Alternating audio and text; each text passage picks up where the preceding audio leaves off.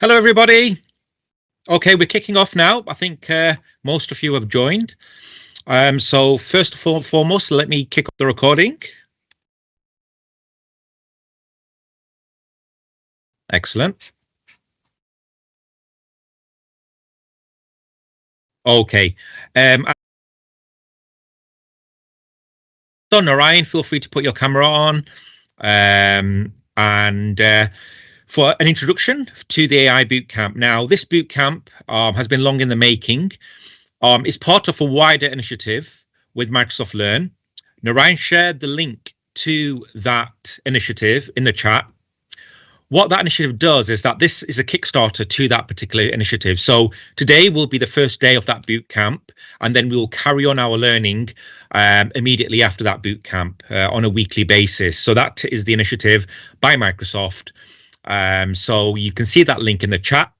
I will be sharing that link with you here also. If you just bear with me 1 second, I'll share it on my screen. So it's called the Microsoft Learning Rooms Directory. Okay. And this is a brand new initiative by Microsoft. It's a mentorship program to help and facilitate people's learning, because our traditional approach was delivering these one-day boot camps, and Microsoft loved that concept. But what we want to do is carry on with that initiative. And so this is something that we want everyone to take advantage of, really. So the link is shared in the chat. You just need to click that link and basically to sign up. There's also some vouchers you're going to get, because the objective of this mentorship program is to help you pass your certifications for Microsoft business applications. That includes Dynamics, includes AI. So if you want to take advantage of that, you need to sign up to that. All the materials as well that will be shared on that channel as well. So the link is in the chat. I'll give you all a few minutes, 2 minutes, just to fill that out. So please click that link. So the link is in the chat. AI and enterprise business applications for Dynamics 365 Power Platform and AI Copilots. Okay, so I'll give you all 2 minutes to click that link. This is a link. You just simply click that link, and we do have vouchers.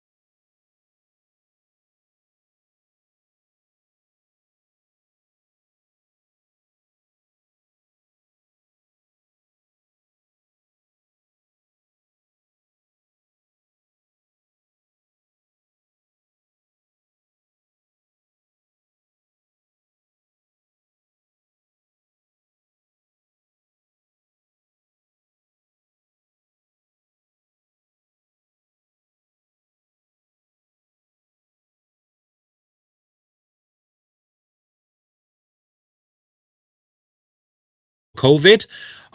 And last year we were events.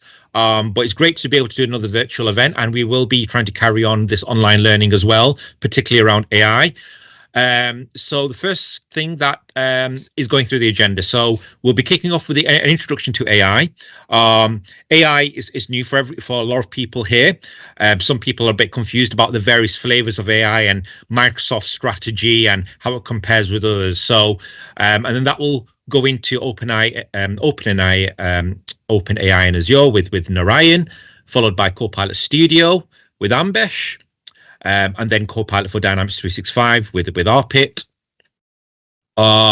So that's the speakers lined up for today. It won't be too long. Normally our boot camps are a whole day, right? 12 to 16 hours. Today's boot camp is 4 hours, and then we'll be carrying on the learning on regular intervals to make things easier, because I know there's fatigue, and there's something called digital fatigue, whereby you get sapped because you're working all week. We understand that, and so we're shifting our strategies when it comes to learning with this Microsoft Learn initiative. Another shout out for our next in-person bootcamp, which is D365 Summit. Most of you here will be involved in Dynamics.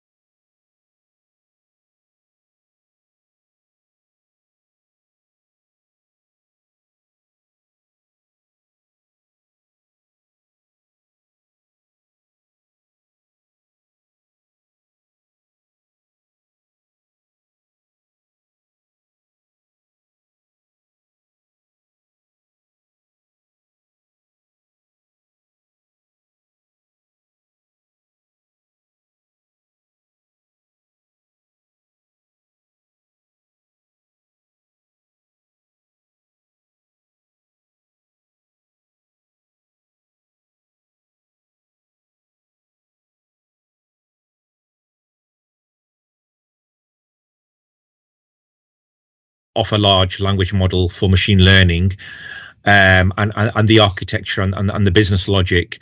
There needs to be a very large architecture to support this. And again, the cloud has made that more accessible.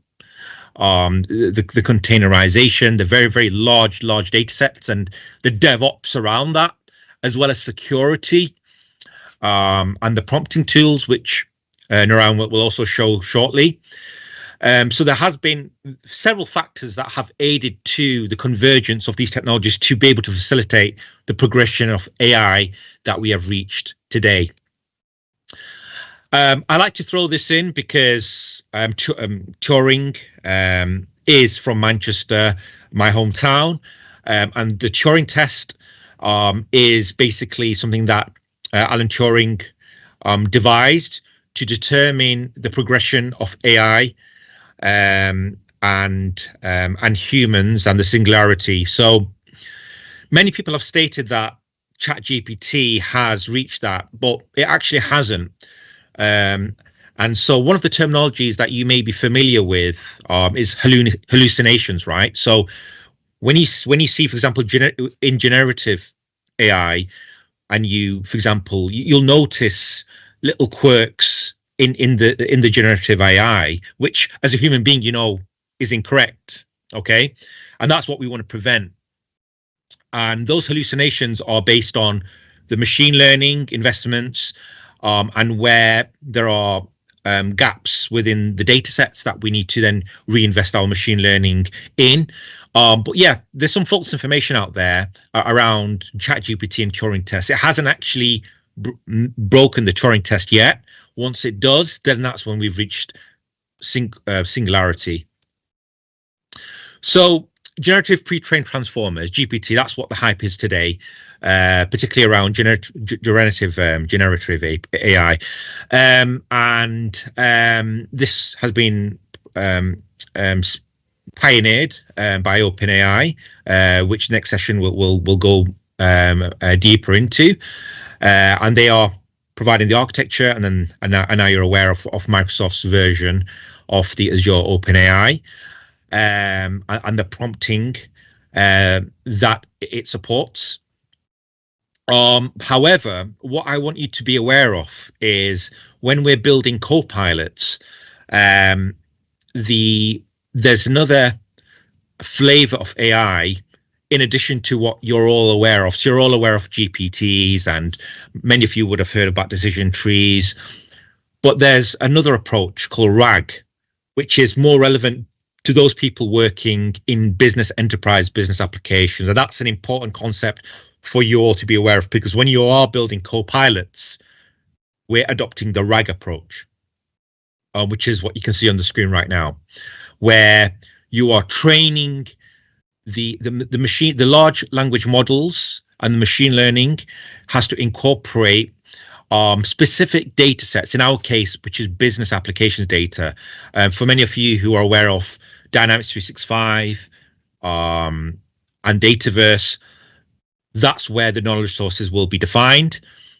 It also speaks about the history of where Copilot came from. So Copilot, which is what we'll be focused on today, is the AI assistant, which uses those generative AI and large language models to help you complete those business operations. And the reason why Copilot is really Microsoft is investing so much in Copilot is because the sheer adoption of the AI and the GPT models, has proven itself that users are adopting that. And one of the challenges that you have in business applications is adoption. Anyone who uses any form of business application, whether it can be Dynamics, it can be Salesforce, it can be SAP, it can be Oracle, it can be anything. There's a big challenge. You have to be an expert. You have to have many, many years of experience just to be able to use the application, because you're dealing with enterprise business data. So what Copilot has done is it's actually closed that gap to allow people to, number one, easily find the data that they're looking for and complete the tasks. And that's where you'll find that value And that's why Microsoft is hugely investing in that, because it is going to really drive that gap in user adoption. You're all aware of the generative AI. Now, the RAG, which is the retrieval augmentation generation, this is what we want to leverage today, right? We want to leverage that business applications data to be able to support the AI models to retrieve the relevant data for context, because context is king. Context is everything, right? You can have it. There's AI out there, but what it's missing is context. And the reason why AI doesn't work very well is because it's not passing in the context. What we're trying to achieve is we want to pass in the relevant context for the AI to give us the most accurate and most relevant, informed, insightful information we can achieve. And that's where RAG comes in. That's where Copilot leverages. We talked about the generative pre-trained transformers, the GPTs. Now, as of right now, for Copilot, it's not there, but it's on Microsoft's roadmap, and you'll be hearing about that very soon. That's where Copilot will sit with the GPT and RAG. Right now, from a RAG perspective, anyone who's actually used Power Virtual Agents, well, that's a representation of the bot framework and RAG. That's the fundamentals around what it was.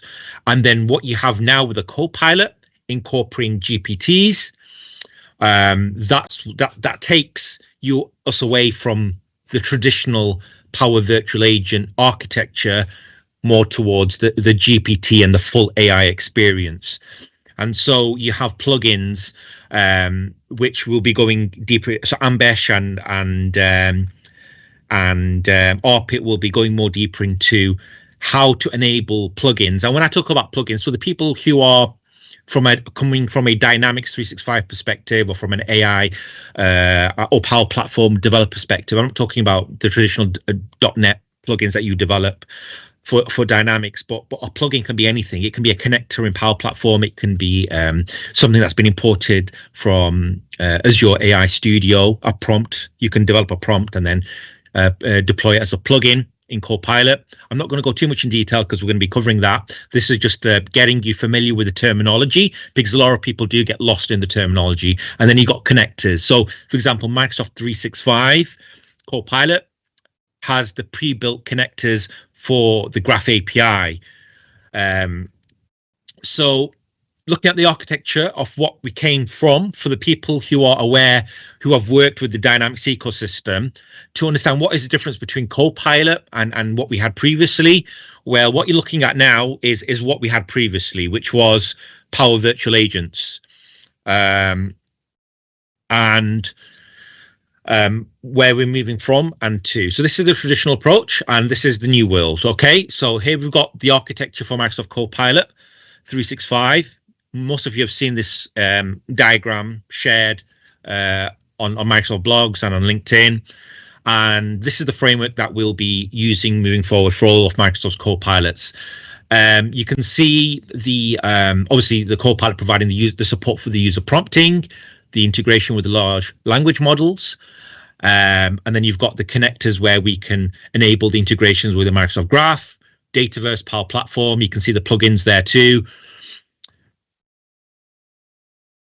So let's take a bit of an overview now of the Copilot stack. So the Microsoft 365 Copilot, which is built largely around Graph API. For those who are not aware about Graph API, it essentially exposes the data sets for Microsoft 365 business application, all that user information, that contextual information that's very useful in business scenarios when it comes to user calendars and availability.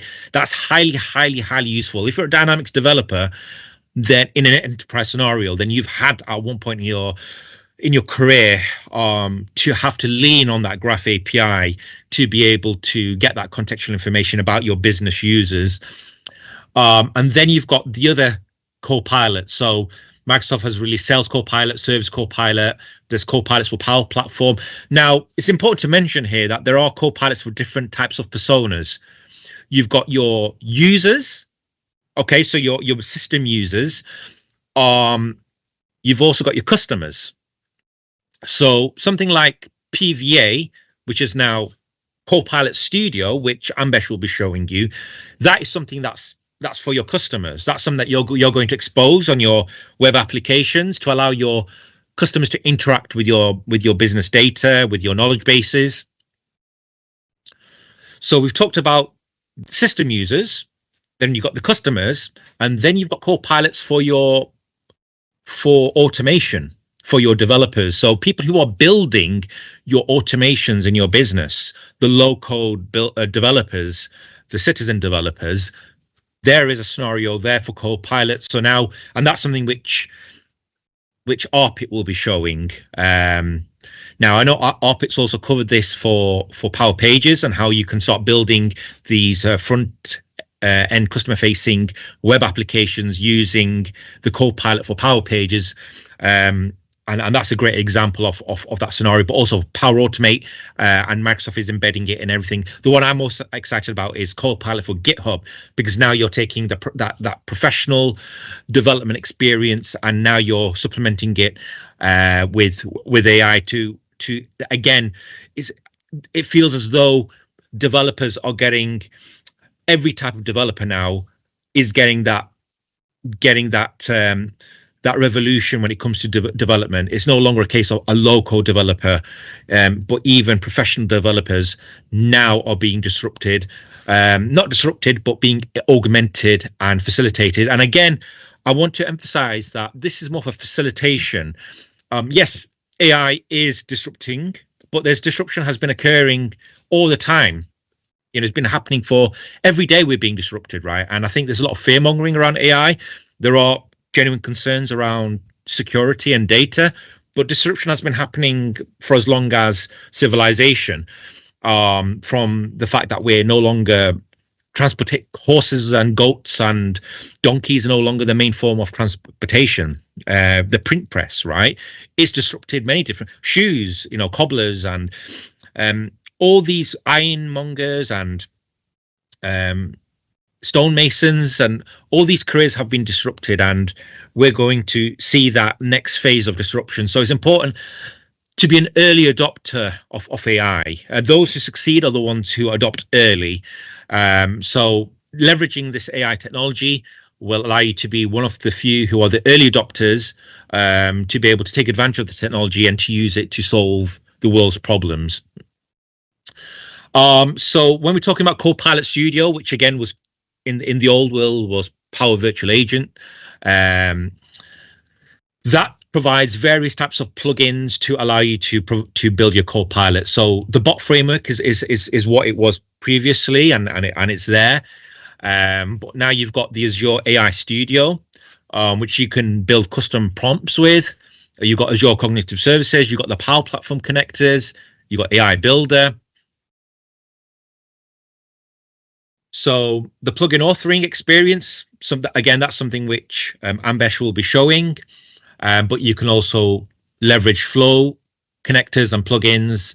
The topic plugin is something that's native to Copilot Studio and Power Virtual Agents. The topics is how you would build that customized language model for your given specific use case and scenarios. That's where the topic comes into play, and that's again something that's just been augmented. That's already been there as part of Power Virtual Agents and the bot framework, but Microsoft has made investments to augment it further with the topic plugin.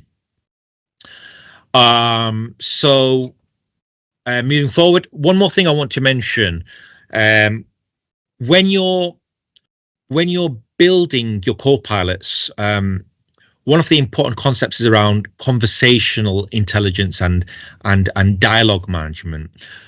Because for those who are developers, traditional Power Platform Dynamics developers, we were very much involved in the kind of back end side of development. Because the front end, if you're a model apps, for example, developer, it was already there for you just to use, and it made development very, very easy. When it comes to Copilots and AI, it's a very much a user-driven interactive experience. And therefore, this concept of dialogue and conversation logic has to be something you now consider as part of designing solutions with AI and Copilot. And that's the fundamental reason why ChatGPT has been so successful. And to be honest, it has a lot of room to grow. It's very early in its stages when it comes to that conversational intelligence with prompting. It uses prompting, but that user flow is still missing. And that's where the ISVs are jumping in and providing that and baking it into their solutions. And that's where Copilot, you need to be aware of if you are building a Copilot, because one of the architectures that Copilot is built on and it's you leveraging is adaptive cards, for example, right? Which provides that very neat UI experience to interact and serve information. So that's something just to be aware of when it comes to scripting or responses and building Copilot. So you've got options now when it comes to building Copilots. You can use an existing Copilot, whether you customize the M365 Copilot, or you can build your own using Copilot Studio, or you can use Azure AI Studio to build your Copilots. Now, the main difference between Copilot Studio and Azure AI Studio is that you actually can build specific large language models and prompting with the Azure AI Studio, and then you can deploy it into your Copilot. So, this is a great decision tree really as to when to decide to use Copilot Studio and when you want to use Azure AI Studio. I know I'm running out of time, guys. I've only got a couple of minutes left. But let's move on. So it's going to finish off really. So I'm going to finish off now and hand over to Narayan. But the main thing that you all need to be aware of is that there is a time and a place for each component and tool when it comes to building AI solutions. You've got Azure AI Studio, which Narayan will be covering, and OpenAI. Sorry, he'll be focusing more on the OpenAI. And then we've got the M365 Copilot extensibility, and then the custom Copilot. So that's what we'll be covering today. So thank you, everyone. So now I'd like to hand over to Narayan. Narayan, over to you. Thank you, Raz. Really appreciate it. It's a kind of good knowledge you have shared already. Some basic knowledge about the decision tree, what is a large language model, how the Copilot operates, and some of those basic area, which is fantastic. Thanks, Raz. Really appreciate it. Okay, I'm just going to share my screen. So if you can give me thumbs up and confirm that you can see my screen. You can, correct? Yeah, perfect. Okay, excellent. So let me just give a basic introduction. So I'm Narayan Solanki. I'm a Microsoft certified trainer. I'm also a regional lead for UK and EMEA. So I can certainly help. If you are MCT and needs more help or support, please reach out to me. I love to learn new technologies and even go with the certification exams. I've got plenty of certification on belt. On the main job, I work as enterprise and solution architect. Having that main job, I come across a lot of scenarios where you require different type of technology, and I'm a kind of a big fan of Microsoft stack of technology, and provide all the relevant solutions for it. So before I start, let me make it a little bit interactive. So let me ask you one simple question. When it comes to Azure AI or Microsoft AI services, what is your knowledge level? So I can tailor my demos and everything according to that. I don't have to pre-prepare or anything So if you give me thumbs up, that means you are basic, new to Azure AI. And if you have raised smiley, that means you are the expert. Let's see, like, who's actually, yeah, fantastic. Thank you. This is what I like about, like, when it comes to interactive, it's more fun. So yeah, we got some hands up. So we have only thumbs up or the smiley, but hands up I consider as a basic. So what I'm going to cover today is to start with basic. I don't want to give like too much of pressure on you because AI can go really, really difficult as well. But let's keep today's session is more like a no code or even low code, that kind of concept. In future, we will cover up a lot more in-depth session where we will demonstrate the script, we will build the script, we will choose the languages, like either C#, Python, or Go, or Java, or JavaScript. These are the different languages are supported in AI. We can use those and produce different demos and also go on different courses. But don't forget to subscribe to Learn Room. In that, even if you don't have a session going on, if you have a question and you'd like to discuss some technical element, or you even doing like proof of concept in your organization, or you are actually going to work on a new AI-based project, whether it's ready to use model you're going to use, or you're going to customize the model.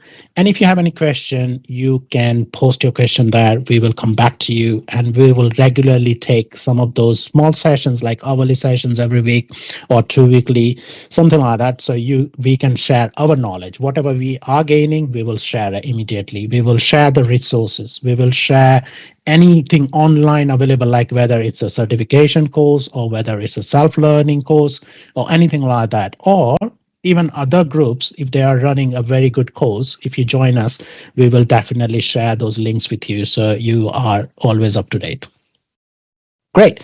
So without further ado, let's start with some of the basic stuff. So I'm calling this as an Azure AI service. I know that previously what Raz has demonstrated, which is fantastic, there was a one word mentioned about cognitive services. If you are used to hear that Azure cognitive service, that is the same thing. That's the same thing, but it has a new name called Azure AI Services. So cognitive services and the other AI-based IoT services, they all merge together under one roof. It's called Azure AI Service. So it's very, very simple to understand on that one. But when we come to AI services, it's not only OpenAI. It's a lot of things are covered in it. So what is it? So we have Azure OpenAI is a service. We will go a little bit in depth about the OpenAI today. We will talk about it. We will see some Azure OpenAI Studio element as well. There is one thing I like to share that, gaining access of the OpenAI is not straightforward by clicking a button and deploy the service. It requires some process to follow. In today's demo, I haven't got that process approval came in time, so we won't be demonstrating on building a model, but I have enough to show you today to cover in 1 hour. So what are these services, different services? So in future sessions, we will cover up these services more in detail, some use cases, some demos, and so on. So Azure OpenAI, which we're going to discuss today, what is it? It just provides a wide variety of natural language tasks. Whether I talk to someone and I get the answer. So I'm talking to a genius who has all the details and they just give me back those answers. I'm trying to keep it as simple as possible and try and avoid using too complex terminologies. But that doesn't mean you don't need to learn that. Make sure you learn those complex terminologies as well. You understand all the short form like GPT and whatever it is, generative pre-trained model. All this, all the stuff, you have to grab those knowledge to get yourself more fluent. So Azure AI services also includes speech service. It's the name suggests, it's a speech to text or text to speech. And you got the language, which is kind of really, really useful nowadays. You got translator service, which is provides more than 100 in use translate services. And that is at the moment, it's not very accurate. So you just you need to use it at risk. and those translation services, it's been really helpful. So if I give you my example, I was traveling to Germany the other day, and I was struggling to understand German language. And I opened up Microsoft Translator. I opened up ChatGPT and just say, okay, convert this sentence or translate this sentence into English, and it just used to do it. And one of the scenario I just gave you, like I went to supermarket and I couldn't eat egg, and I just told them can you tell me in this there is no egg included? And I don't know what egg in German called. So I just translated, and it's just day-to-day life, normal users, it just becomes a lot easier. It's still not accurate, it's still learning, it's still improving, but it's quite up to a certain level, it's really useful. We got Vision, which is as the name suggests, is about the images and videos, and it analyzes its content, and it tells you what is happening at what level, what stage of what time code. So that is a kind of a vision model is there. We have a custom vision, because when it comes to vision, your business, if it is business operating in the video production or business operating in those kind of image production, I'll tell you one example I had the other day. One customer came to me asking for oh, I like to generate random images of a person, and person should not exist in the world. It's so difficult, but that the custom vision, you can train it up. And how you can train it up? By putting all this different type of element of a face. So whether it's got the hair, it's got the skin color, skin dimension, nose structure, your eyebrows, your lip structure, all this combination you can give randomly and generate an image. It's sometimes scary, isn't it? It's really scary, yeah. And I'll go through a few slides about the security stuff and how we can cover that up as well. The other one is the face detection. You probably have seen in many Hollywood movies where they literally either the federal agencies scanning the video of street and just detecting if the person is walking by. Even in this recent movie Mission Impossible, I was just seeing they scanning on the airport and people are walking by, and they actually scanning the one of those actor and say whether it's is there or not. So this face detection is identifying people, and also not only that, it's emotion as well. So currently emotion is one of those good example it can be used. So say for example, I'm on a video chat with you, I'm smiling, and it should detect I'm happy, I'm upset, I'm not giving any response, so it's neutral. So those kind of emotions it can detect. So that's a face is the model. Then we have a content safety. So it's an AI service which literally detects unwanted content. So if say I'm on social media and it's someone publishing or posting some sorts of harmful content, it just it detects the content and filter that. Bot service, we will know a lot of things in the Copilot studio, so just hold on to it. But bot service, as name suggests, is a two-way communication, and it just go through your content library, bring the relevant answer, and serve to your customer. So that's a bot service. It could be one of the good example. Document intelligence.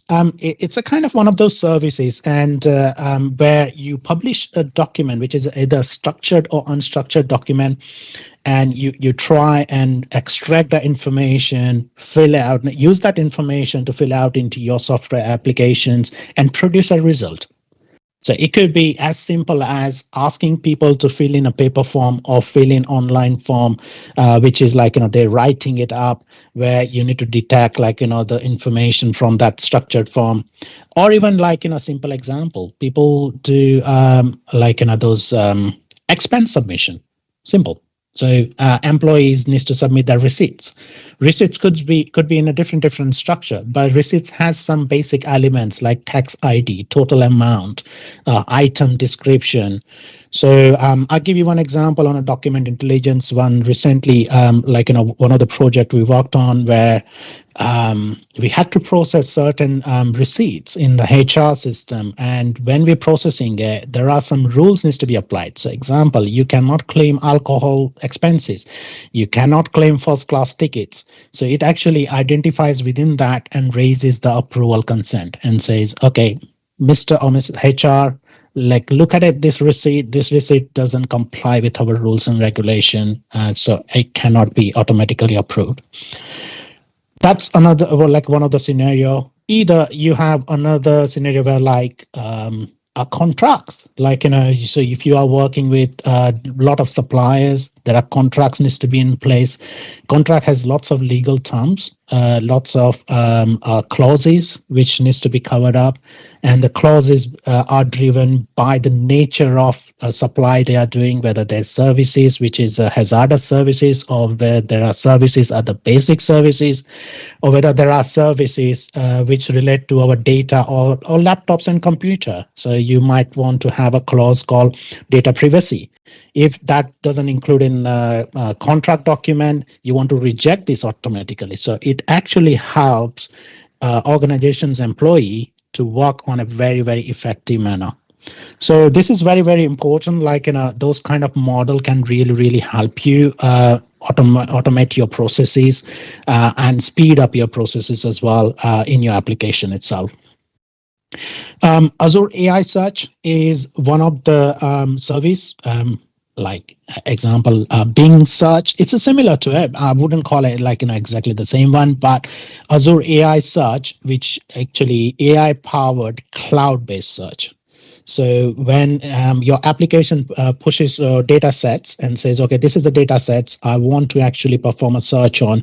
If you create your own search engine or create your indexing searches and everything within your premises, you need a lot of power on the resources where you can utilize this service and model Azure AI Service.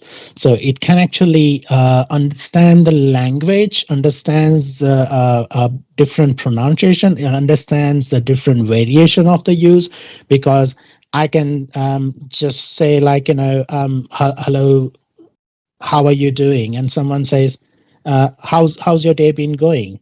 So it's probably a similar kind of tone they are getting. But if I want to search the relevant content towards that, Azure AI Search is your friend. The other one is a video indexer.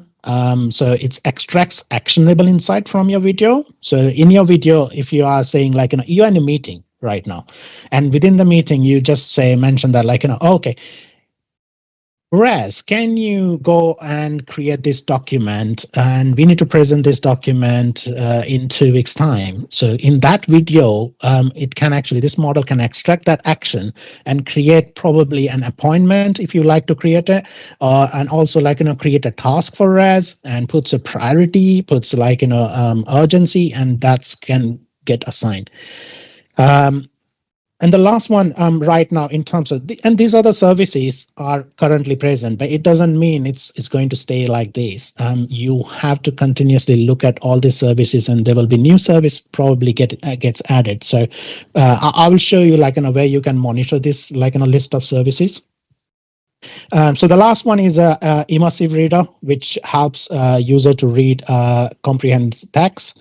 I would call this kind of a services is really helpful in terms of to support the disabilities, or I can understand some people have learning difficulties or reading difficulties, they can actually use those kind of services as well.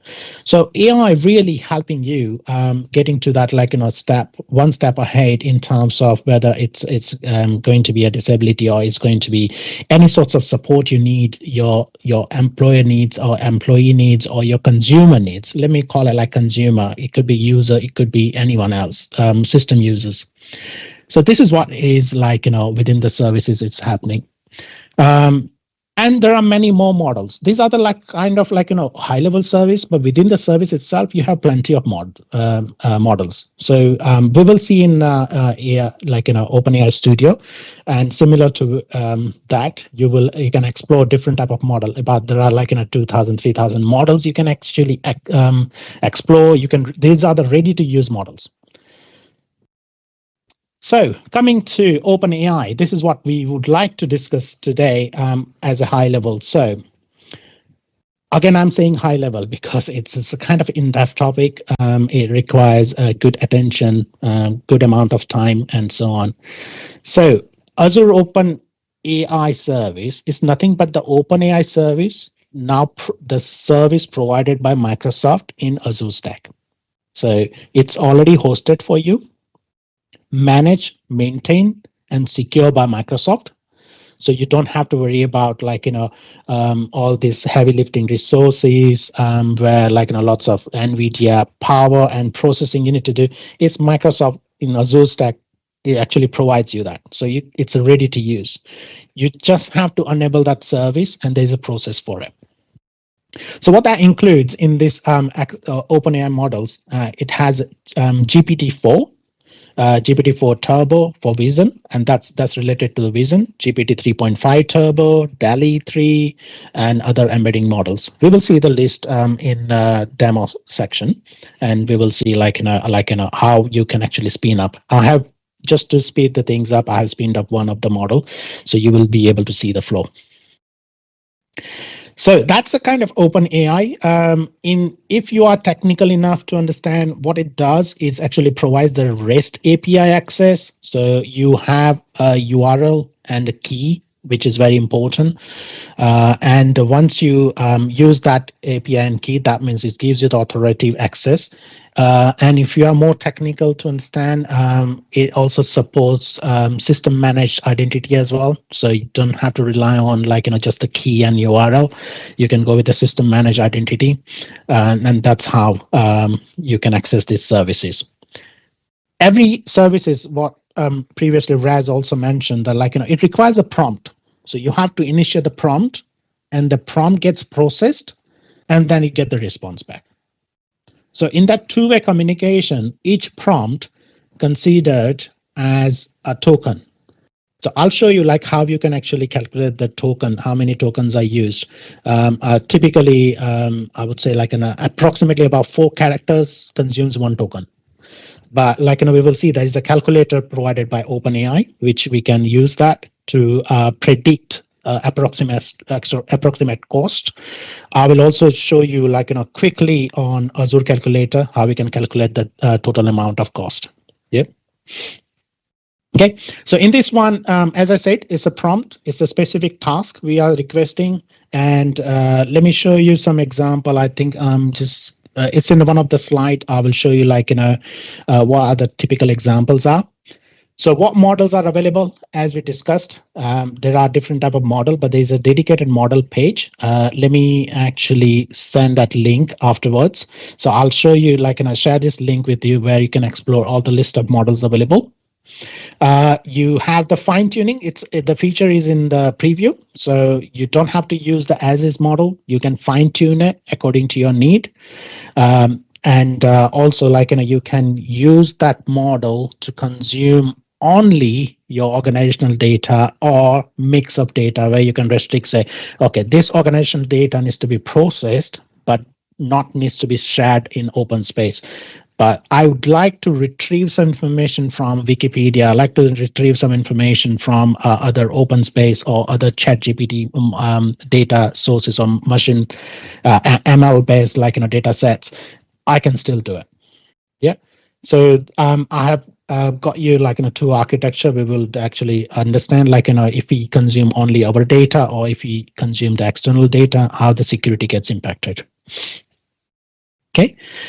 So you need what you need in terms, it's a managed identity is supported, but what you need in terms of the UI experience, you need Azure portal. So you have to have access to the Azure portal, and also you need to have the Azure OpenAI Service Studio to fine tune it. And there are multiple models available as I described, and there are content policies can be enforced.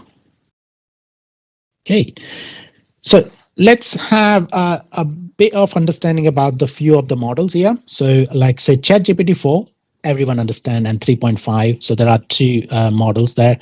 It's just improvement from the 3.5 to like in a new version they have called is 4.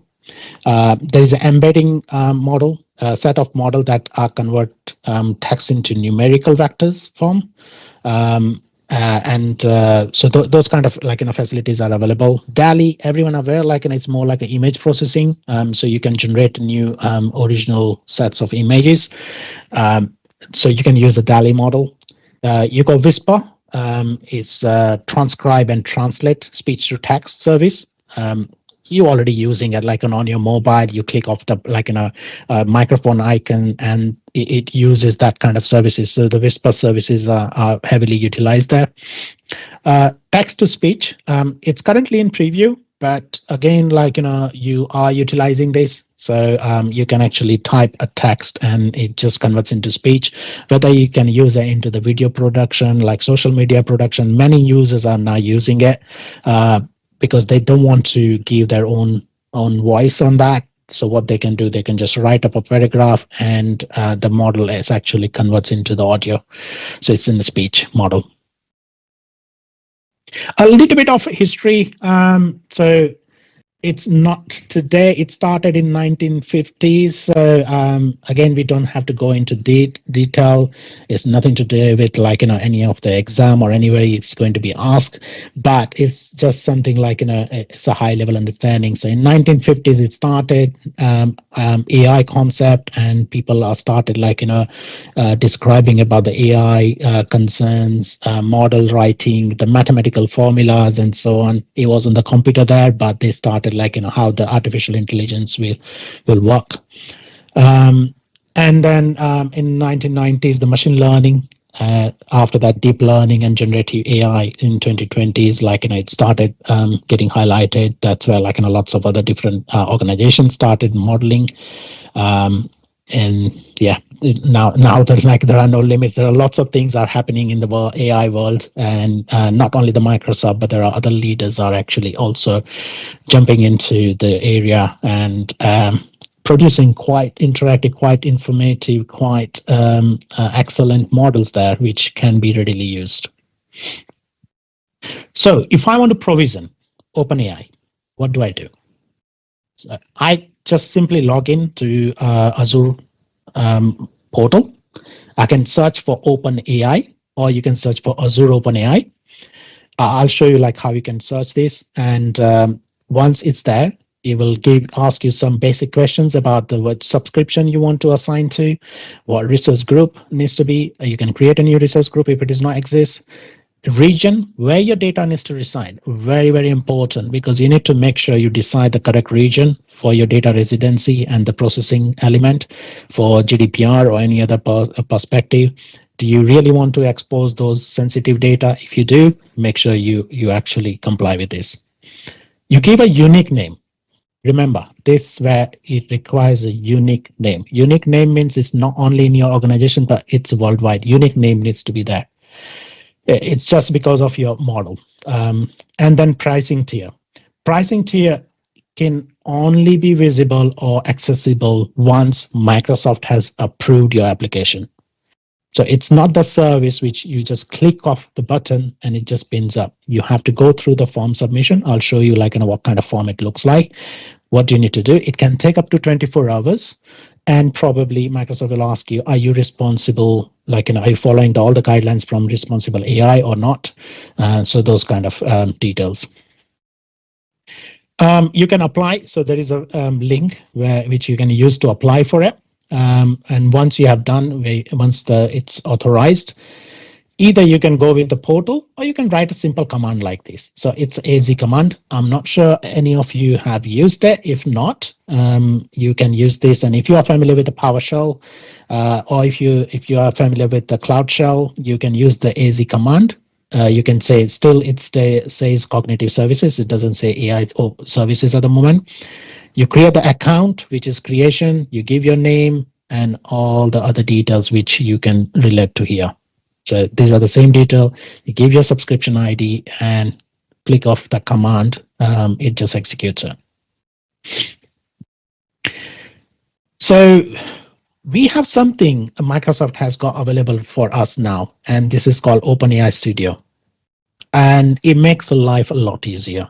So if I want to deploy a model to my subscription, how would I do that? So I have this OpenAI Studio available, and I got a demo for it. So we'll jump onto the demo soon. Once you go to the OpenAI Studio, that's where you can start using these different models. And there are so many of them. Trust me, once you look at it, you need to spend good enough time to understand which model does what and how many different models are available. So that is one of the exercises you must do. Okay. And once you want to deploy generative AI models, again, it's a similar way. But if you use OpenAI Studio, you use a deploy model. That's where you create your select your model. You create select the model version. So example, ChatGPT or GPT model 3.5, but it has different versions to it.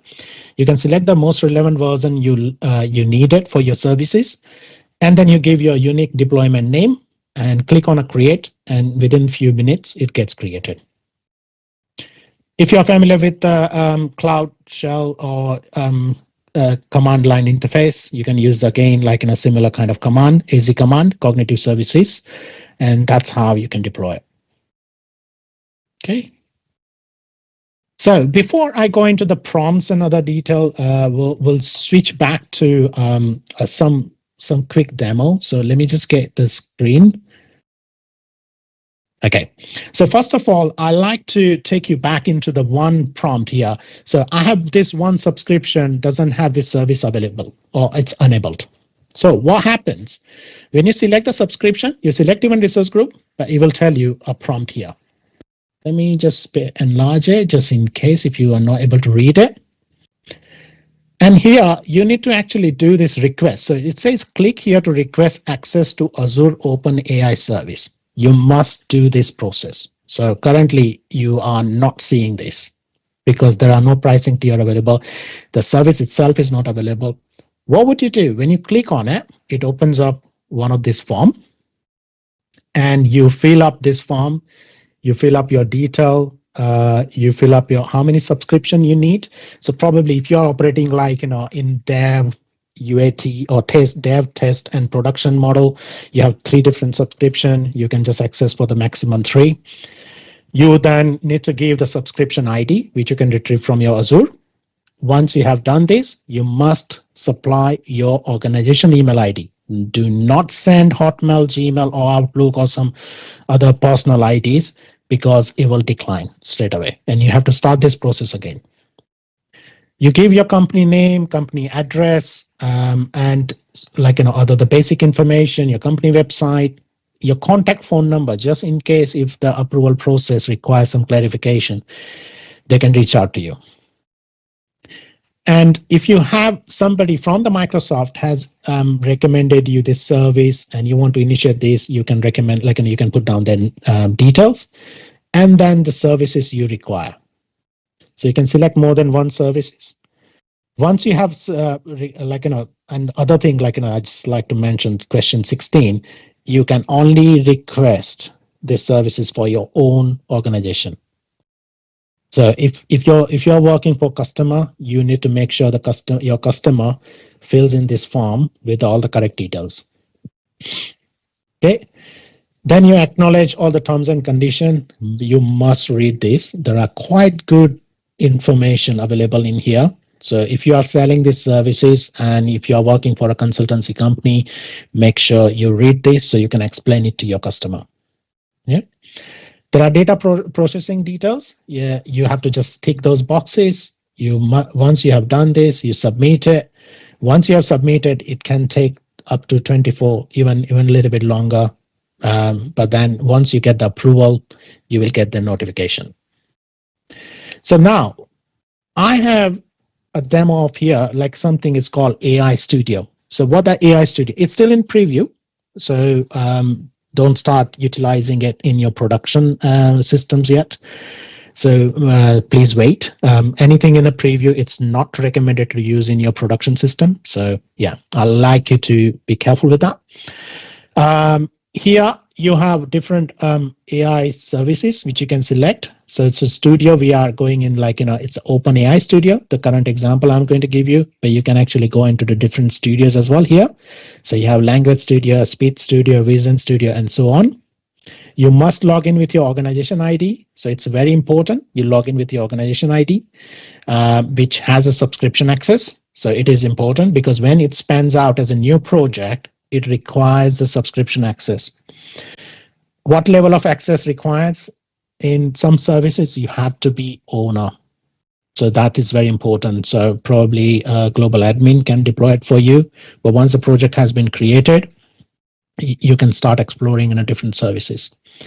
So what is this page is explaining about all the different type of model, catalog, and the other SDK services. So why do I need Azure AI SDK, Software Development Kit?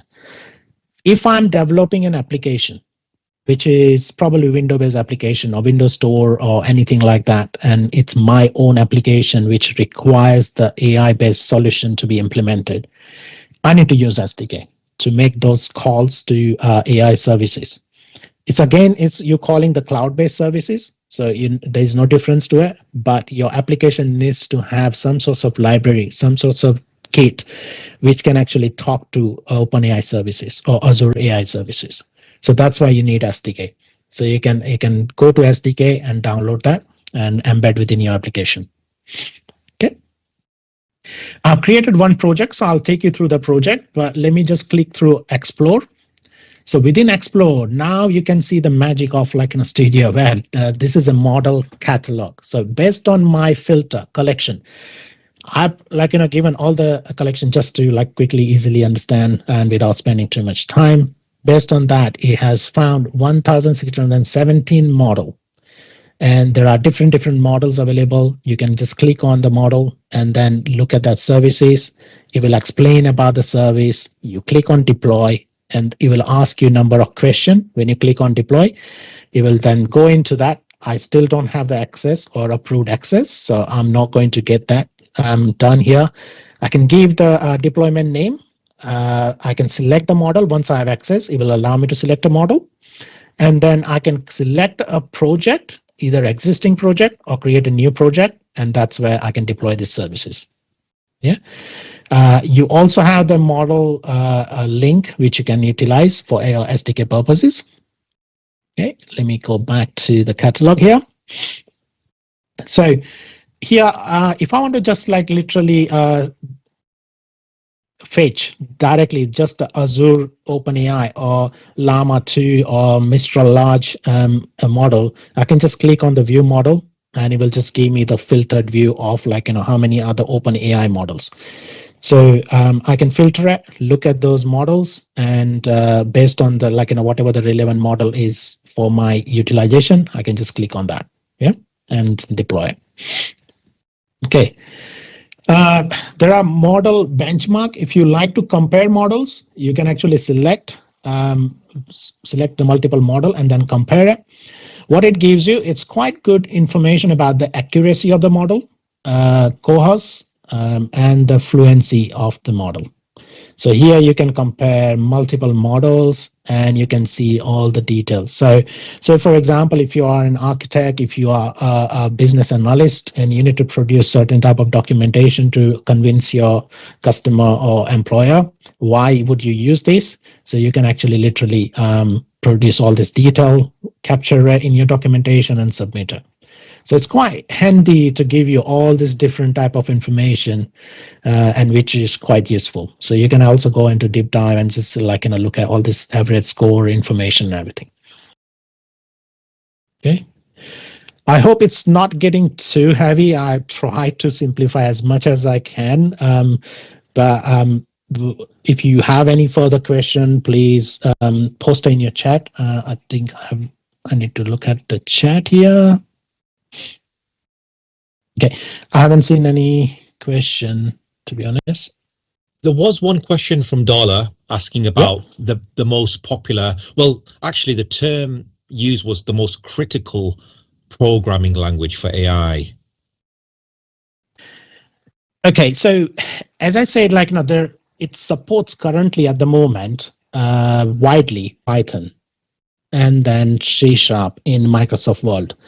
We have Java is also utilized in many places. JavaScript is now also coming up, and there is another language called Go. So these are the 5 languages I have seen in my experience. I have seen widely used. Again, it depends on how much fluent you are in that language. That is the first criteria for you to select that language. If you want a wide support, I have seen lots of support in Python because Python is getting utilized by non-Microsoft organizations as well. So Python is widely used. So if you are looking into that way, if you are, say, you don't know any of the language and you want to learn a new language, I personally recommend Python and C#. These are the 2 to start with. Again, depending on your usage, if you're going to develop all the web-based applications or web apps, your other applications you're going to utilize like Power Platform, Dynamics 365, I would just simply use C# or Python in one of those. For me to use it, if I'm doing the programming, I use C# because that's what I'm used to it. And I'm using Microsoft Stack of Text, so it just makes sense for me to use that. I hope that answers your question.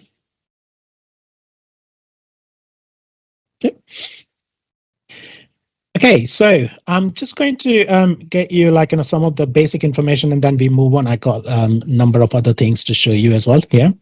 So we have other prompt catalog, so which you can use it. So if I want to prompt and say, is there any defect detector? So this is a CAN where what kind of defect is it? So here is a test image you supply, and this is a reference image for the accuracy, and that's how you can actually play around with that. So there are a lot of data you need to prepare. So if you are working in AI and if you don't have the good enough data knowledge, I would say start there. Understand your data first. Understand that data can be not only the just records and columns. Data could be your images, data could be your videos, data could be any of the source data, structured or unstructured data. Is that you must understand the data first before you train your models or before you ask your model or send your prompts. So it is very important. If I'm in real life, if I'm implementing these AI services for my customers, and when I'm publishing it, I'm actually training end users saying what the prompt look like. I'll give them example of the prompts. So I give them a scenario. In most of the cases, to be honest, the users just follows whatever the examples you are given. Some users are very, very proactive. They go very interactive. They try and explore the different prompts. So that's fantastic. And they really, really help you train your model as well. And those are the type of the users can make this model more accurate because they can supply different type of combination, which probably you might not reach up to that because you understand the technology, but you don't understand their business model. So it's very important to understand data, the model, the process, and so on. Okay, so I have one project built. So let me just quickly explore and show you what that look like. When you deploy, it spins up about 7-8 different type of project and the sub project element or the resources, what we call it. I have spinned up one just simple one here for you. It's just for the demo purpose, and you can see if it is a ChatGPT from Wikipedia. So how that flow look like, just for your understanding. So it gives the input. Once the input it gives, it just then extract the query from a question. Then it goes to the get wiki URL. It goes to the result from the URL. Then it processes the search result, augmented chat, and then it gives the output.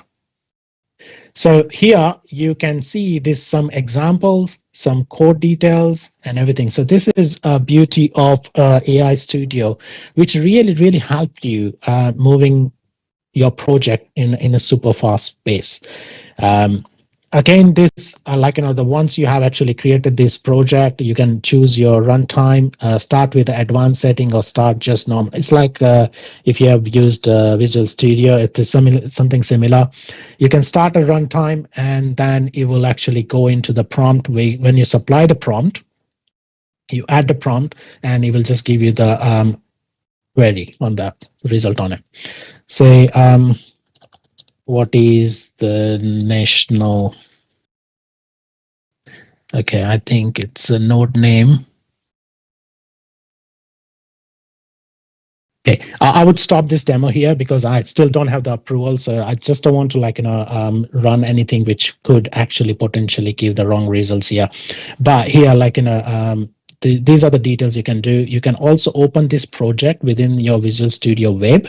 When you do so, you must give the permission virtual machine GPU or CPU you need to select. I would always go with the GPU with a different size. But remember, your subscription is attached to it. So anything you do, like standard or anything, make sure to see this cost. So you're going to get this cost. And if you look at the small tiny bit in the last line, it says it's going to cost me $5,341 US. So be very, very careful. So don't just get excited and spin any services up. You need to be very careful. Or you need to be upfront, understand how this works, and then you can actually support this. Yeah. So let me stop this. Okay, let's move on there. Okay, so you have different tools are available here. So prompt flow tool, you can also actually use at the playground area. In playground area, you can actually describe. Sorry, it's just going slow now.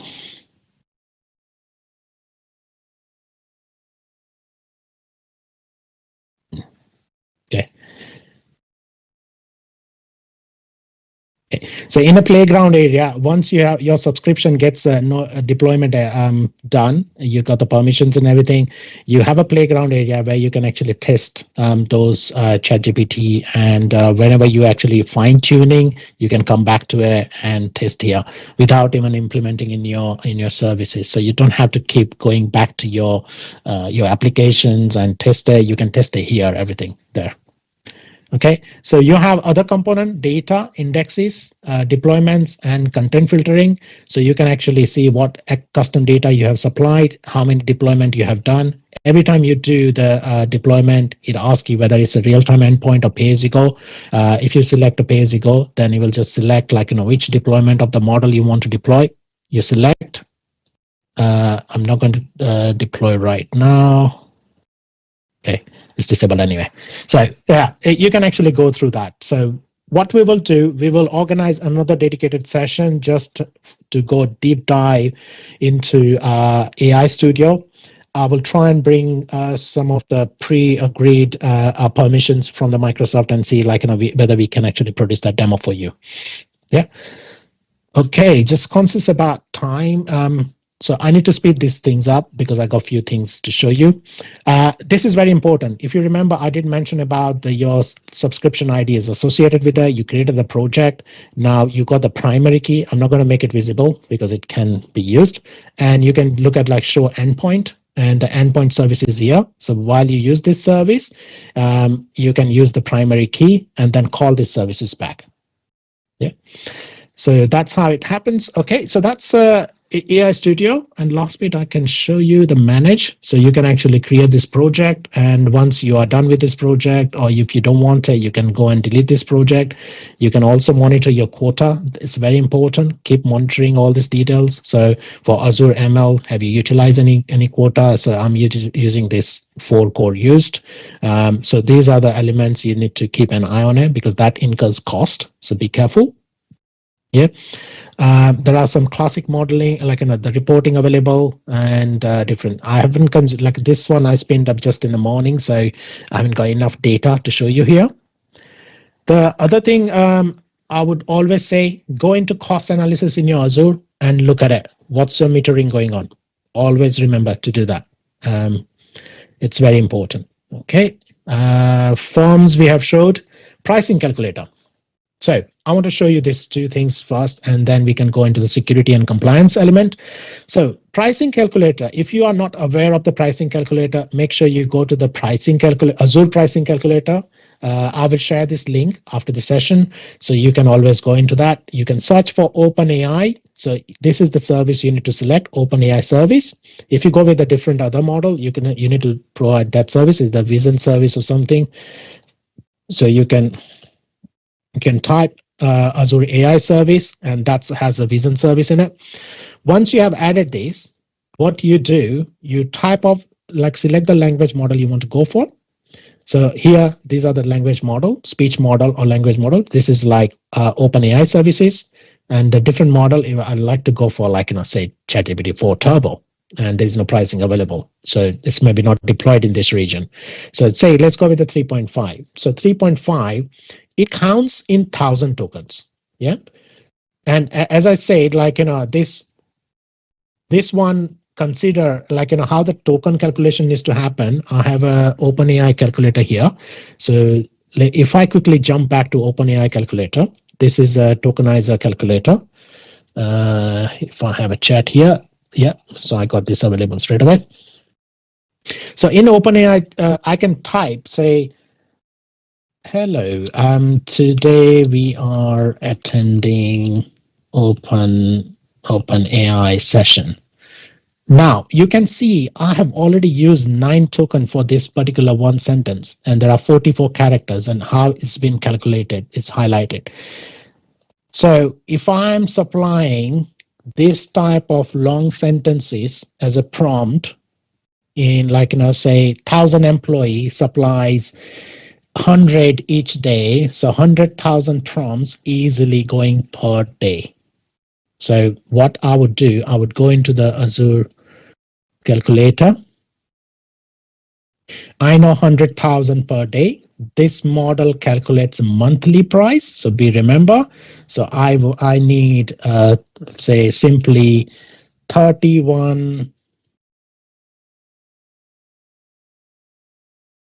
So probably I'll just put down, like, just a random figure, and I need that probably response is a similar way. This service is going to cost me $201.50. I can always change my currency at the bottom here somewhere. Yeah, okay. So I can change my currency and look at my GBP cost. So this is £158.87. So this is how I can calculate on a different region. Other region, remember, region might differ the cost, maybe smaller, but always select your right region, model, model type and model, and then you put down those prompts. So I hope this helps. And in terms of the Azure calculator, maybe I can just give this link. Okay, so try out this link. It's free. It's not going to charge you, but at least you can calculate what's going on in this one. Okay, couple of things here. We actually learned about all these details. Like, if you want to explore more about Azure AI Studio, here is a link. That's where you can explore all the documentation.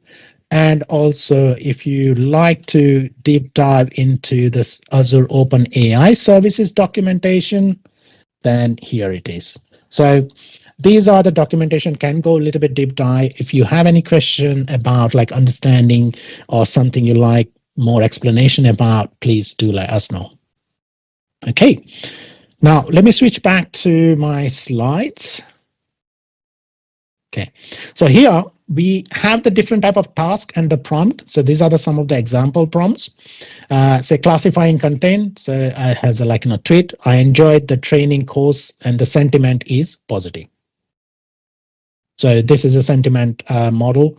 Generating a new content, write a poem about database, and then it just writes it. So these are, like, some of the prompts you can try yourself in either subscribing to ChatGPT, or you can get your OpenAI service approved, and you can start working on that as well. Okay. As I showed you, this is like one of the playground. Once your services are enabled, you can actually response temperature. You can set all the frequency parameter. You can start giving the prompt and see what the result comes out. Okay. There are a lot to read here. So it comes to the data privacy and the security. Very important, because the first thing will come to your employers or customers' mind. Okay, I love OpenAI services, but how I'm secure? Is it going to expose my data? I'm not sure if you have read in news about a year back, Samsung developers accidentally exposed their internal code data onto ChatGPT. If you remember that, so you need to be careful, how you expose your data, how you actually fine tuning it. Microsoft is actually putting a lot of restrictions, a lot of content filtering policies in place, which you can enable according to your need, and you can restrict. So this is more about reading, what are not available, because Microsoft is actually protecting you, and what data does the OpenAI service process. So prompts and generated content. So these are the submitted by the user or content generated by the service or via the completions, chat completions, image and embedding operations. So that is used by OpenAI service. Augmented data include with prompts and training and validation data. So you need to be mindful of, so you don't expose your sensitive data there.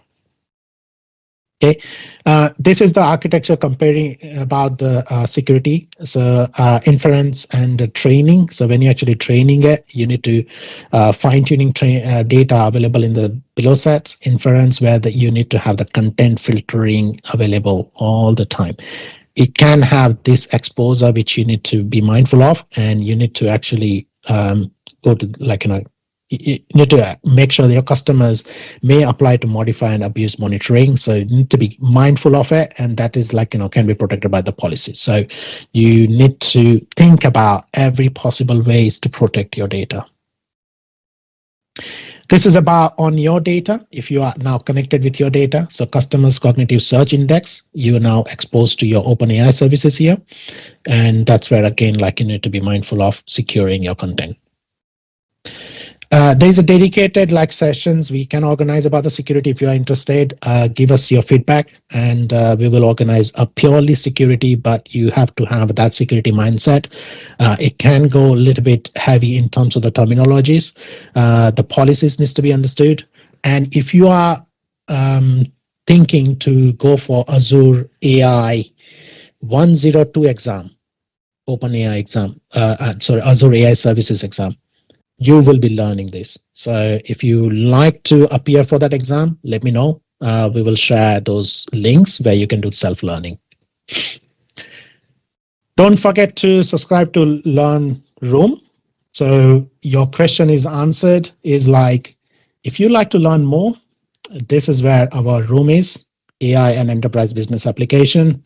And it's simple Microsoft Teams based connections. Once you subscribe to it, you will get the invitation, and then you can chat like normally we do in Teams. Okay, so there's a link if you want to take a screenshot. Okay, and there is a surprise. So if you are logged in with your Microsoft Learn profile, scan this QR code. So for this all 4 session, once you have attended, you redeem this code. Either you can just scan this QR code and go and redeem this. Make sure you log in with your Microsoft Learn profile, or you can enter this code and you will get a badge from Microsoft. Okay, I'll leave this slide on. Let's pick up any question if you have.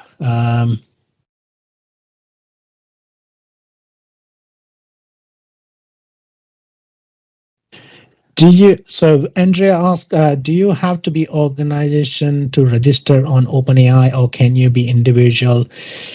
Good question. For the form submission, they typically ask being an organization. But open, for individual, I can certainly take that question forward to Microsoft. and confirm this for you. But it's a very good question, because in the OpenAI subscription, when you try to deploy the service, it also prompts for enable free services. So I like to say yes, as an individual you can do, but if you've seen the form specifically asks for organization detail. So it's a bit conflicting information there. So I'd like to bring that details back to you. If you subscribe to Microsoft Learning Room, please raise this question there, and so we know that we're not missing anything for you, and we will get back to you. Are there pre-built version of RAG process from embedding to query in Azure Studio? There is one. Yes, I did seen this RAG process one. Again, if you have scanned the QR code, let me switch back to OpenAI Studio.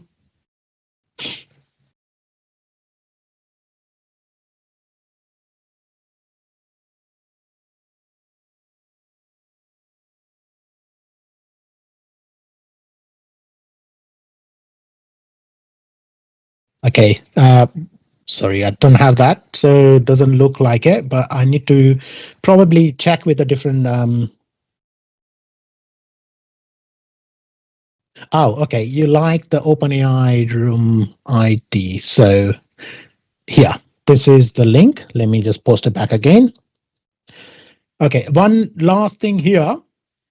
Currently, AI skill challenge going on from Microsoft. And in this one, if you haven't registered, do it now, because you have enough time. Select Azure OpenAI, click on register now. Make sure you use your Microsoft Learn login. Once you have registered, it will give you a list of courses. Do you have a list here? I can show you, but it does give you in-depth knowledge. And I would say, please register on that one. No, I don't have it right now, but I'll send it.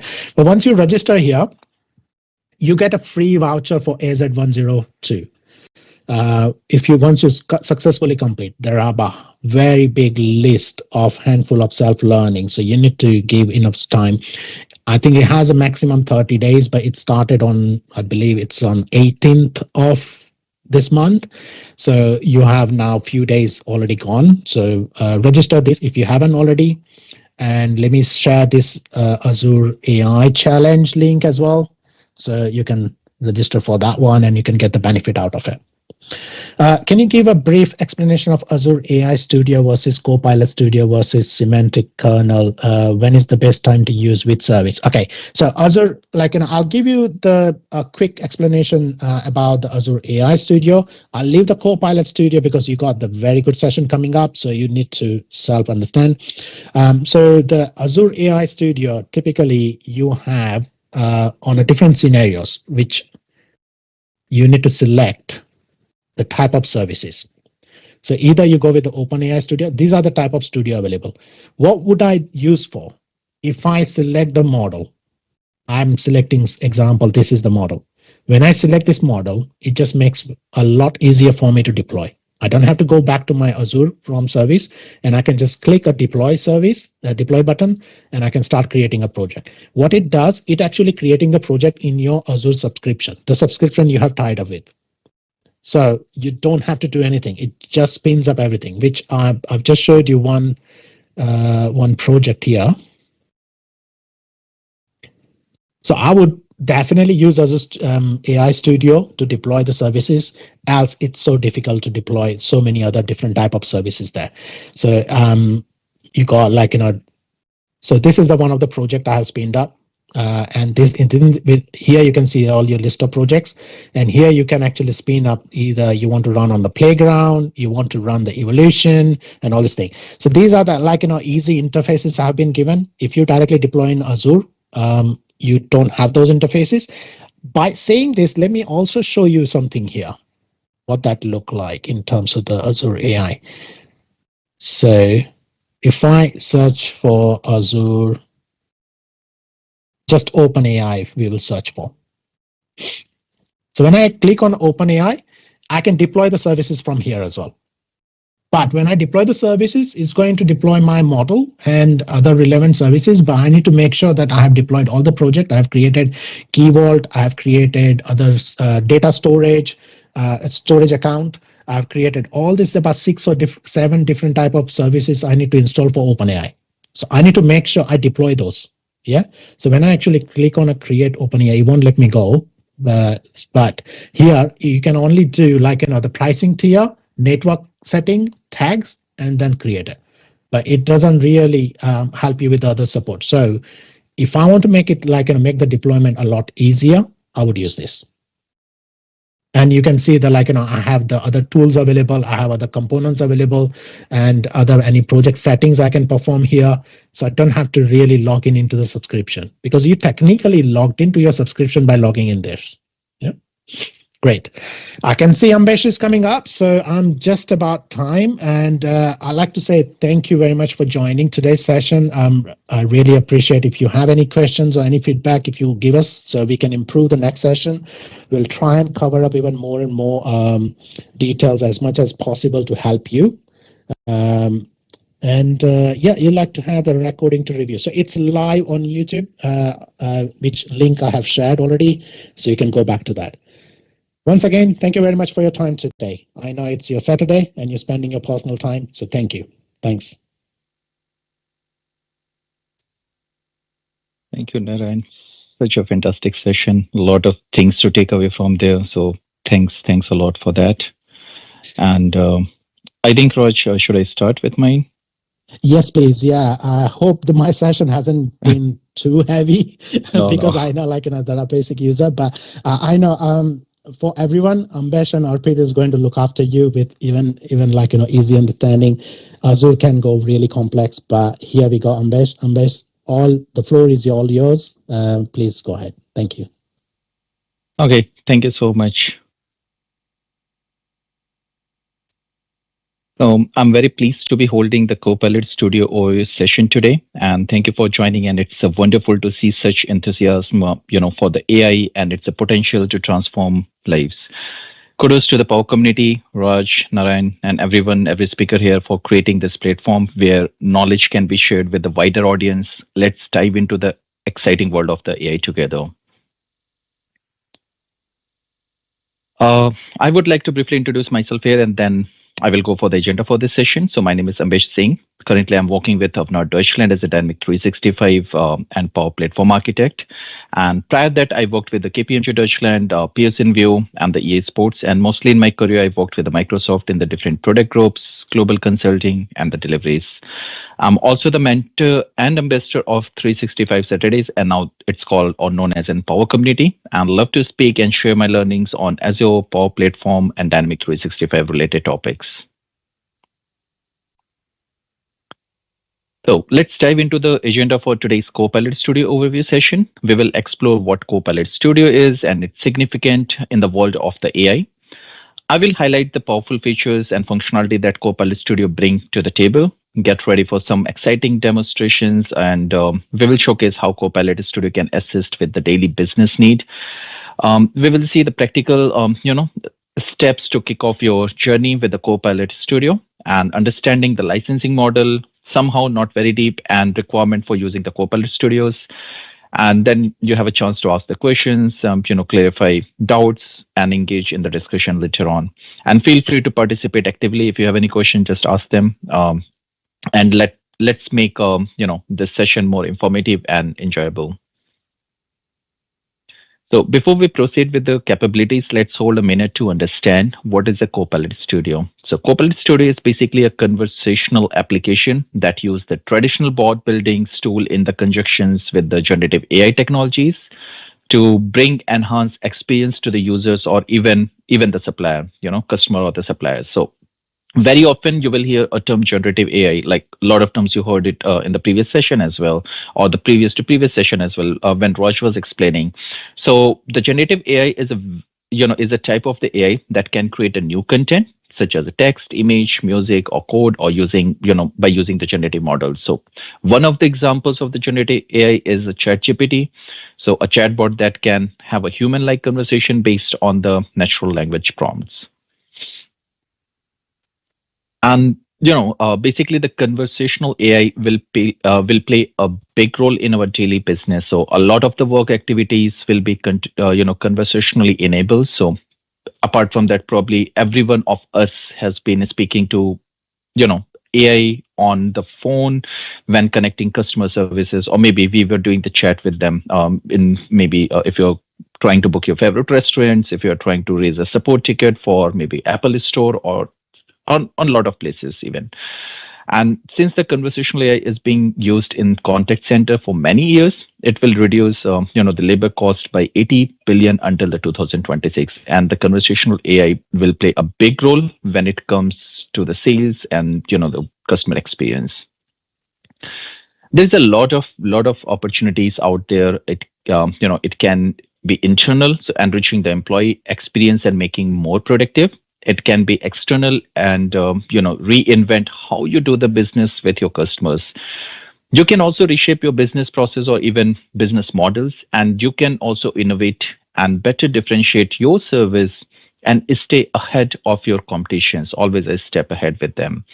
So AI can take off the repetitive task off the shoulders of your employees, so they can focus on what truly matters for them. Employee will be more focused, and they can be more satisfied at the workplace.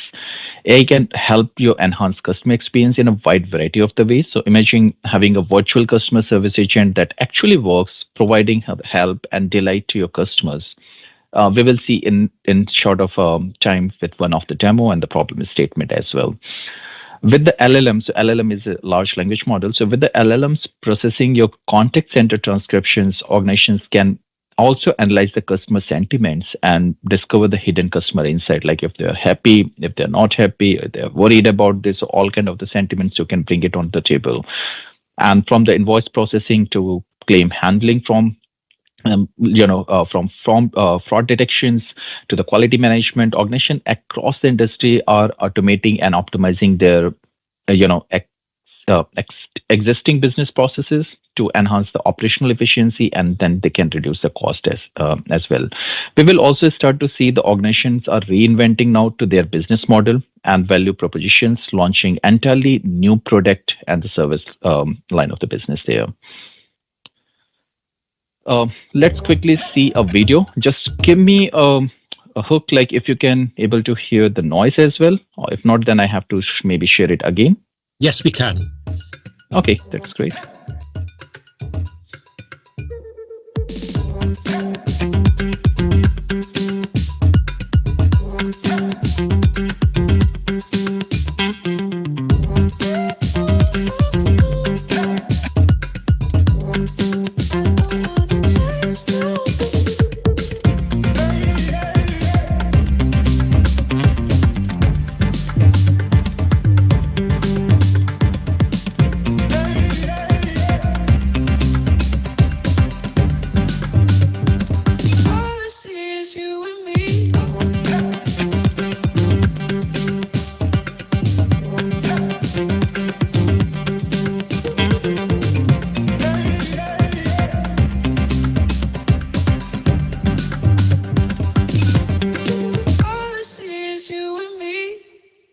Such a fantastic video. Like it just conclude whatever I'm going to speak in the next maybe 40-45 minutes, so in maybe 3 or 4 minutes of video.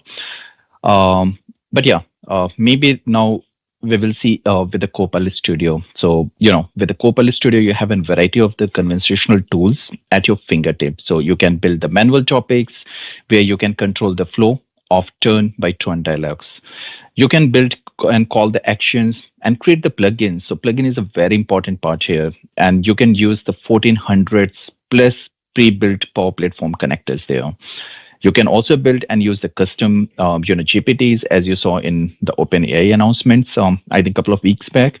And then you can even create the custom prompts to the GPTs as well.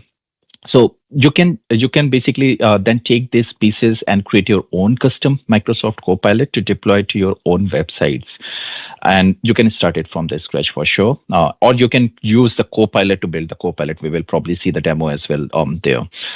Also, you can choose the customized Microsoft first-party Copilots, like an example, Microsoft or M365 Copilot with your own enterprise scenarios and the capabilities. For example, you are allowing your employees interacting with the M365 Copilots in the teams to ask HR questions. So that is a very common scenarios nowadays. Also, Copilot Studio is built on the top of the Copilot. Basically the complete Power Platform AI builders and other Power Platform technologies, and it's also bring together and integrate the various conversational stacks from across the Microsoft, like an example from Azure OpenAI Studio, Azure Cognitive Services, Azure Bot Services, and much more. Let's take a closer look at this. So basically, like when we are looking at the generative AI inside of the Copilot Studio, you can use the generative answers that generate the multi-turn answers based on your content in the real time. Another part is like you can get a support content on the web, SharePoint, Azure, your OneDrive, and even Azure OpenAI on your data, and even the direct file uploaded, or even you can I told you like custom calls to the backend, like because you have a lot of connectors available there. So generative AI, generative actions also allow you to replace the traditional natural language based approach for the topic triggering, like we used to, if you remember in the Power Virtual Agent, we used to write all of the triggers. So you can totally remove out, like using the trigger phrases you define for each topics. Probably you don't need it because now you can come up with the dynamic chaining if you enable the option there from the setting. When we will go through the Copilot Studio, Design Studio, I will probably show you that as well. And the last one, like instead your Copilot use the GPT to select one or more topics or the plugin actions to respond to a user query. So then the generative buildings come in the picture, and the Copilot assistant help build, design, and modify the Copilot through the natural language itself. So you can build it, the Copilot within the Copilot itself. Let's see live demo and the use case. But before we go, I would like to quickly talk about few basic stuff here, like regarding the Copilot Studio. What is inside the Copilot Studio? So we get a Copilot building a studio, a brand new studio, which was probably wrapped around the Power Virtual Agent Studio earlier, but there's a lot of things has been changed since then. And in the workspace, you will find the plugins, you will find the generative AIs, you will find how to publish your bots to the different channels, and also importantly, you will get the analytical and the insight on your first step.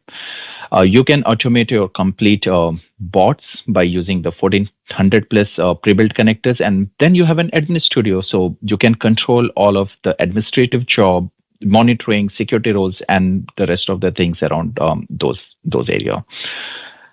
Let's just quickly talk about this diagram. So this shows how generated response are plugged into the dialog manner. So in the Copilot Studio, to ensure that you remain in a control of the user experience while allowing for the authored experience, that are the key function of your Copilot. Scripted responses that are the key of the managing the answers you want to scripted, like such as a marketing control responses or HR responses, something like that. Or you can also work in the conjunction with the generative response, allowing the enterprise to remain in the full control of your experience. Also, this allow for end-to-end enterprise conversational platform to build the effective and manage experience that delight the customers while reducing the overhead and the cost of the maintainability, fully scripted experience for the boss. Example, like there are a few author topics, so you can simply say, how can I create a case? This is an author topic, and then bot will give you the answer, and this answer can be authored. Like, the person can ask this question, and you already provide the response into the via the topics. Then there is probably the second example, like FAQ or the scripted responses, how to enroll for the extended warranty.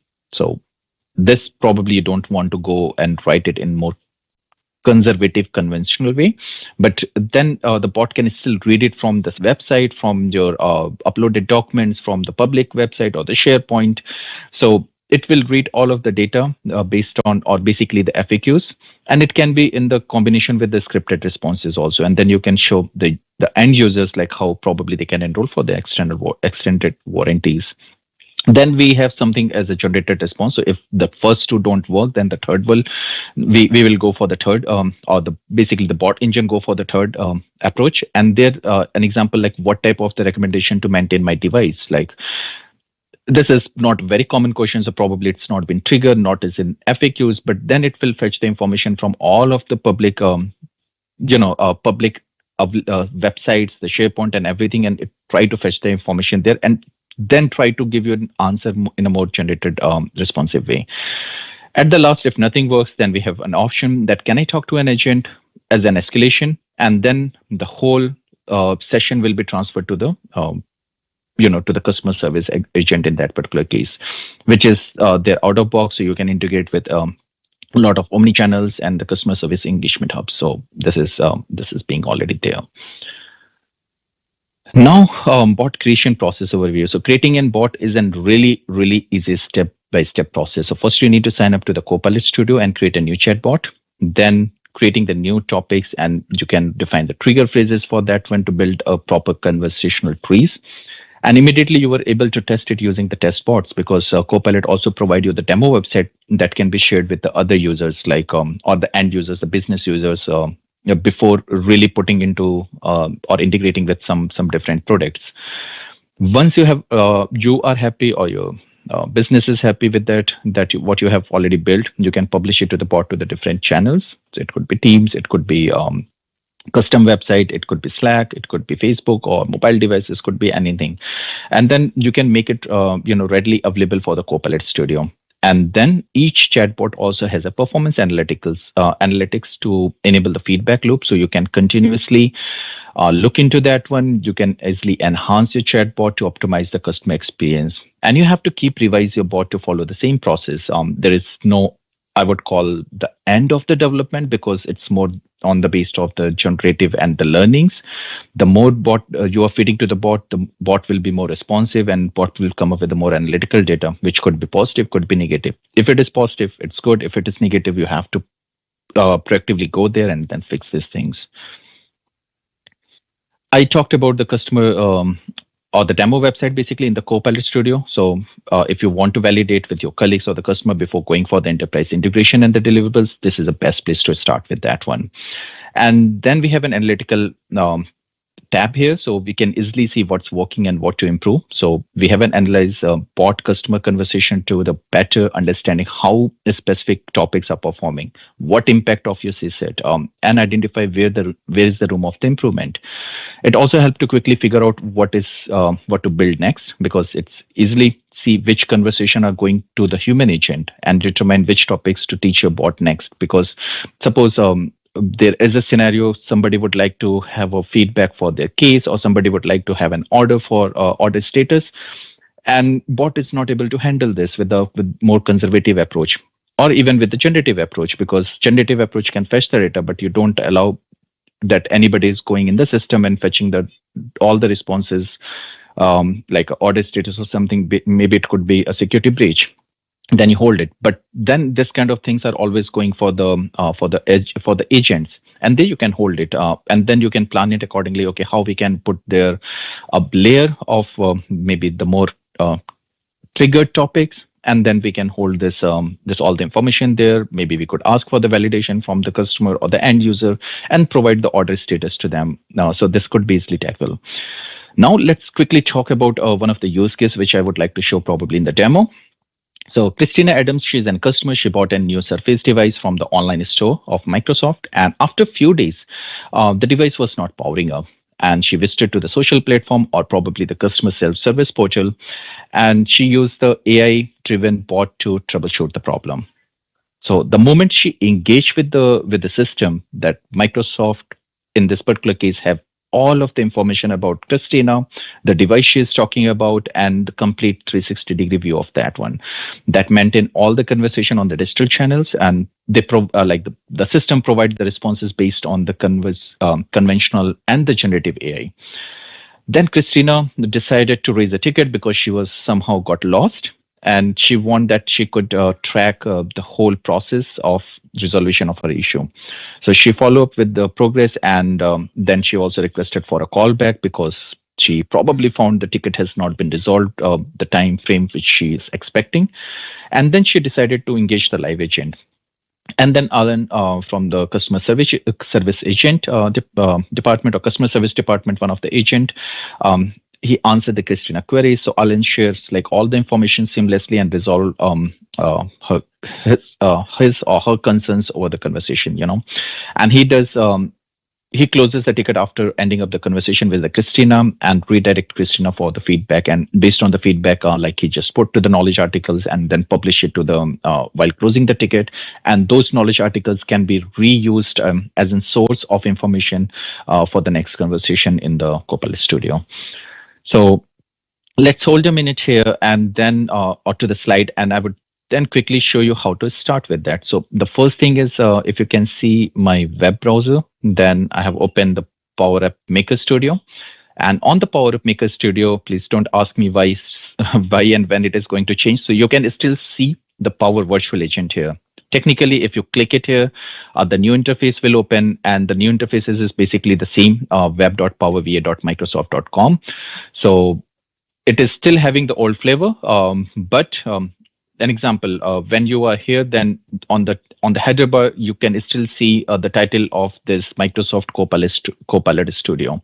So they rebrand it, but still at a lot of places you will having the old flavor of the Power Virtual Agent. And if I'm not wrong, then probably in some PL 200 exam or in few exams you can, or maybe PL 100 exams, you can still see the questions related with the Power Virtual Agent. So I would recommend to go and look at the complete revision history for that one before appearing to the exam. This is really important because as per the official announcement from the Microsoft, PVA is no longer exist. So in the Power Platform family, you have just basically the Power Apps, the Power Automate, the Power BI, and the Power Pages. So PVA, which used to be the part of that one, has been omitted out. And then there is a new family group called the Copilot, and Copilot Studio is a part of that one. So that is the one thing. The second thing is if you're already here. So on the first screen, like if you click on the Copilot, you can see the whole list of the Copilot, which is available to your org. And then after that, if you just open any of the bot here. So I'm working on the bot 365, and let me just quickly show or guide through this one. So you will see one of the test bot pop-up. You can close it also, or you can toggle it by any time clicking on the test your Copilot from the left bottom corner. You have on the left navigation, you have all of the menus available there. And on the top header, you will see the app launcher. And after app launcher, you see the product name, then your bot name. On the right side, you see the environment selector. So you can see what environment you have to go and work on. This is important. So if you want to work with a particular environment, then choose it before making any of the changes there, or spinning up the new bot. Then you have a gear icon for all of the settings. You have an help icon, and then you have your own profile icon where you can go and update the language, some preferences related with your profile. You have some notification pop-ups. You can ignore it totally. You can share at any point of time within your organization. So this will only work within your organizations which have valid, email addresses or the account in your Entra ID. Now you have a bot name. You can edit the Copilot details. So it will push you to the setting screen. We will go there, but have a look for the canvas here. And in the canvas, you can see some, like in this Copilot, how many topics you have, how many actions do you have. If you can add the building blocks here, then the status, like it published 3 hours ago. If you want to go to the publisher screen, you can go there. And then you have some of the learning document. This whole interface is looks very much similar to the PVA, which was the earlier product, and even with any of the Power Platform products. So if you are working on the example, the Power Apps, or if you're working on the Power Pages, or probably if you're working on the Power Automate, you will have this kind of the look and feel everywhere, where you on the top bar, you have headers, on the left navigations, you have some menus, and then you have a canvas area on the right and the center area. So this is the thing. And then you have a topic after that. So topic is basically kind of the conservative conversation where you deal in a one-on-one conversation with the customer. So you have some of the system defined topic, and then you have some of the custom topics. So system defined topics, like an example, the sign-in could be the one thing. When the conversation is start, then you have to give some content inside that one. So this, I will just quickly open one of them, and then you see like you have a trigger, and then you have some some actions inside. It could be a message, and then action could be anything like it could be ask a question. You can use the adaptive cards, you can add the conditions, you can use the variables, topics, you can call them actions, and then you have an advanced, like you can use the generative answers, HTTP request, you can create as an activity or event, and you can log the custom this whole conversation or basically insights to the telemetry events. So this is quite much possible. If you want to make a change, you can simply go and make the changes here, and that's all. Then you have to save it and publish it. If you don't publish it, it won't be available outside of that. But if you still save it and you want to test it locally, there is not a problem. Then you have some of the tools inside there. So you can zoom in, zoom out. You can now make it center. So right now this is not much complex, but I have worked with some of the topic conversations or some of the topics which was really complex in the nature. So you can't just find, okay, where you are and something like that. So you can make it reset. And if you zoom in, zoom out or did something there, then you will still become to the common or the central of the screen. Then you can also have a mini map. Right now it's nothing shown, but again, if you have a long topics, a lot of action inside, then you can use the minimap as well. You can point out, or then you can use the hand tool, because what happens sometimes it's really hard to make a navigation here. So if you use the hand tool, it will be really easy to navigate in this particular canvas. In the action, I would leave it. I won't save it. In the action, you can add the action here. Like any of the, you can call a flow and something like that. So this is the one option which is right now in the preview, so I don't go really deep into that one. Then you have an entity. So entities are kind of the real world object. Like an example, you have an age, you have an colors. So if you just write, okay, I want the red color car, and you use the entity color, then it will pick the red from there, and it omit the whole whole statement or whole sentence there. So that is a kind of the beauty of the entities. You can write your own JSON expressions there and so on, and you can build your own custom entities as well there. Then we have an analytical tag or the tab. It will take some time to load it because it's based on the Power BI reports.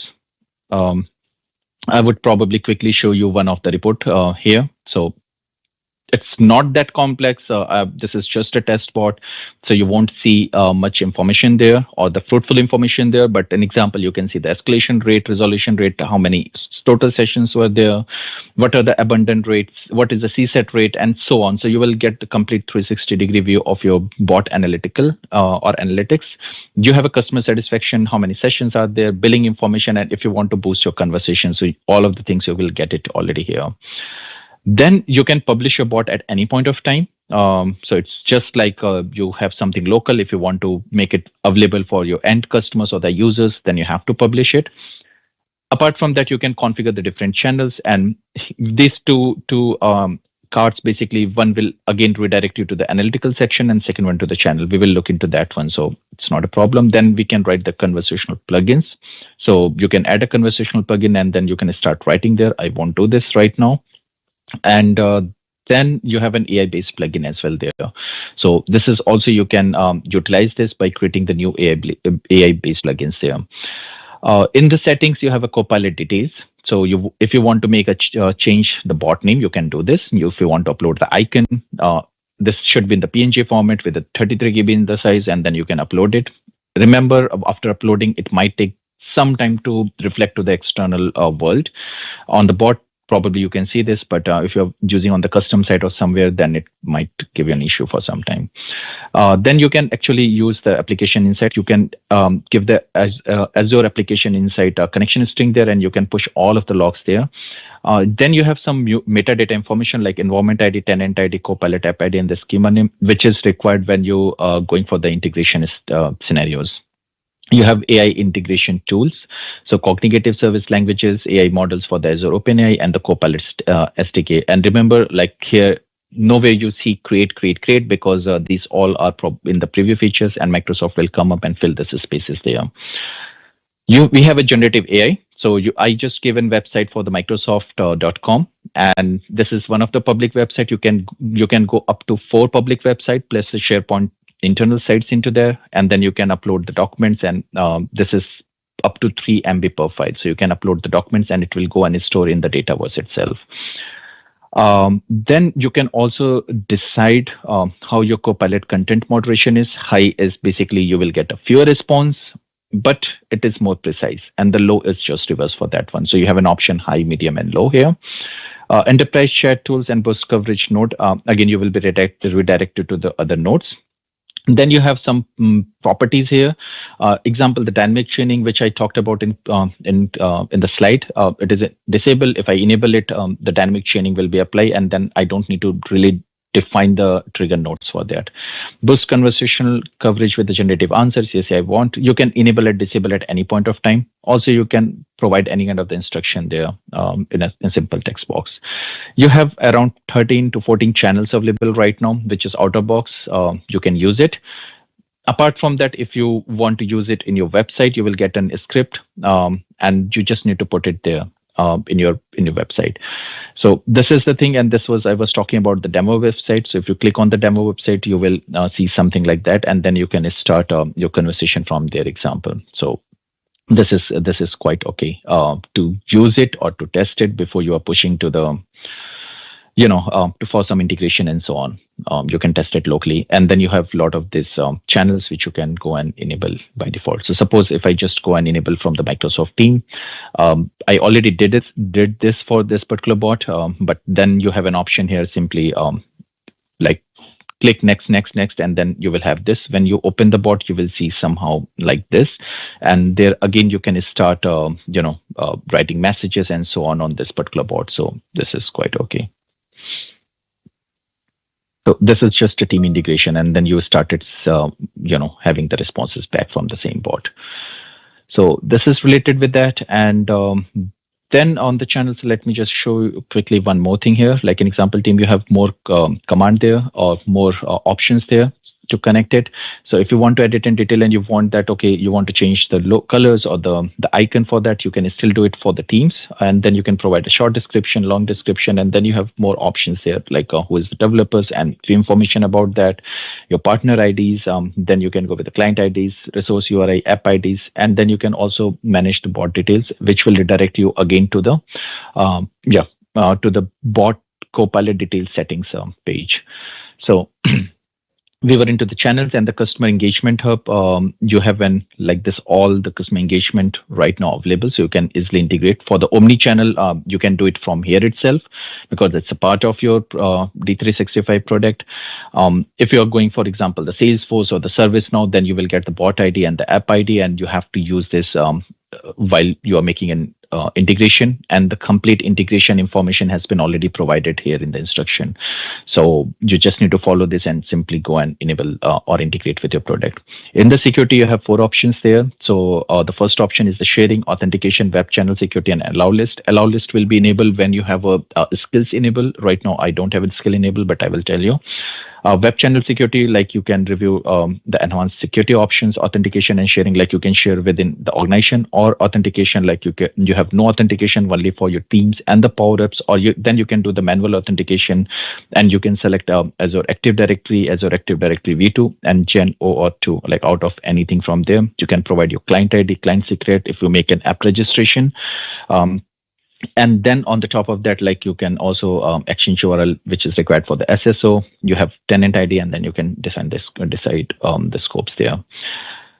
Then we have an skills here. So on the skill menu, like this is basically the bot in the another bot. So your bot can serve as an input for the other bots, and you just need to add those things here. Language understanding here is basically like this all the NL here. So you can manage the connection in the Power App. The moment you will click it here, the Power App connector window will open in make.powerapps.com, and then you can manage the connections there for now. In the natural language understanding, you won't get anything right now. You will just see a documentation from the Microsoft. Also, it provides the capability to build the bot to the multiple languages, because if I do remember, in the PVA we did not have this option. You have to create the bot separately for the 2 different versions, or you need to handle it directly within the bot itself. Here you have an option. You can enable any of the language which is available there. So suppose if I need to enable the German, I won't do this because I probably need to use this environment to the other, and I don't want to slow that. The moment you enable it, you will get a metadata file, and then you can upload the translations based on that one if you're not satisfied with the out-of-box translation. So you can upload in the metadata itself. Then what else? I think this is more or less is being covered.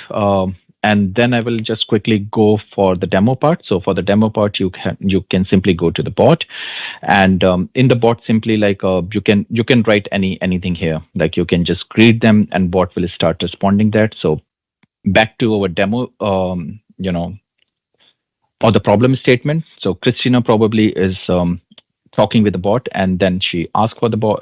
She greeted, bot responded, and bot probably want the name, and then she mentioned, okay, sure, my name is Maria Campbell, and please remember she wrote the whole statement, but now the moment she entered, bot is smart enough to pick the name itself, and this is because of the entity there, which I mentioned earlier. Okay, then on the next thing, she is probably looking for some kind of the help there, so she simply asked, okay, what is probably one of the document or the agreement she was looking for, and she wrote, and then I got a document which was being uploaded. So the first integration is, as I mentioned, like you can see the whole thing which has been uploaded there, and this file has been uploaded directly as a document to your via this bot to the Dataverse, and it is available there. If you're satisfied, so this kind of the feedback you will only see for the internal users. For external users, they won't see this on the first place. So you can provide the feedback if you're satisfied with that. She have gone through the document, but there was not much information available there. Then she asked, okay, what is a warranty policy for her Surface, which she bought it.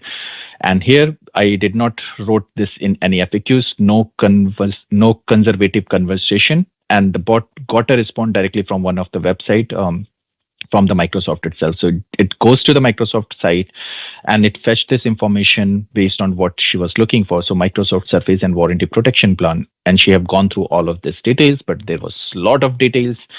And she got some kind of lost in between, reading all of this information. And then she said, okay, she definitely needs support and she want to create a support ticket. And then bot started asking further details. Okay, could you please provide me your email address or the registered email address? She provided the email address there.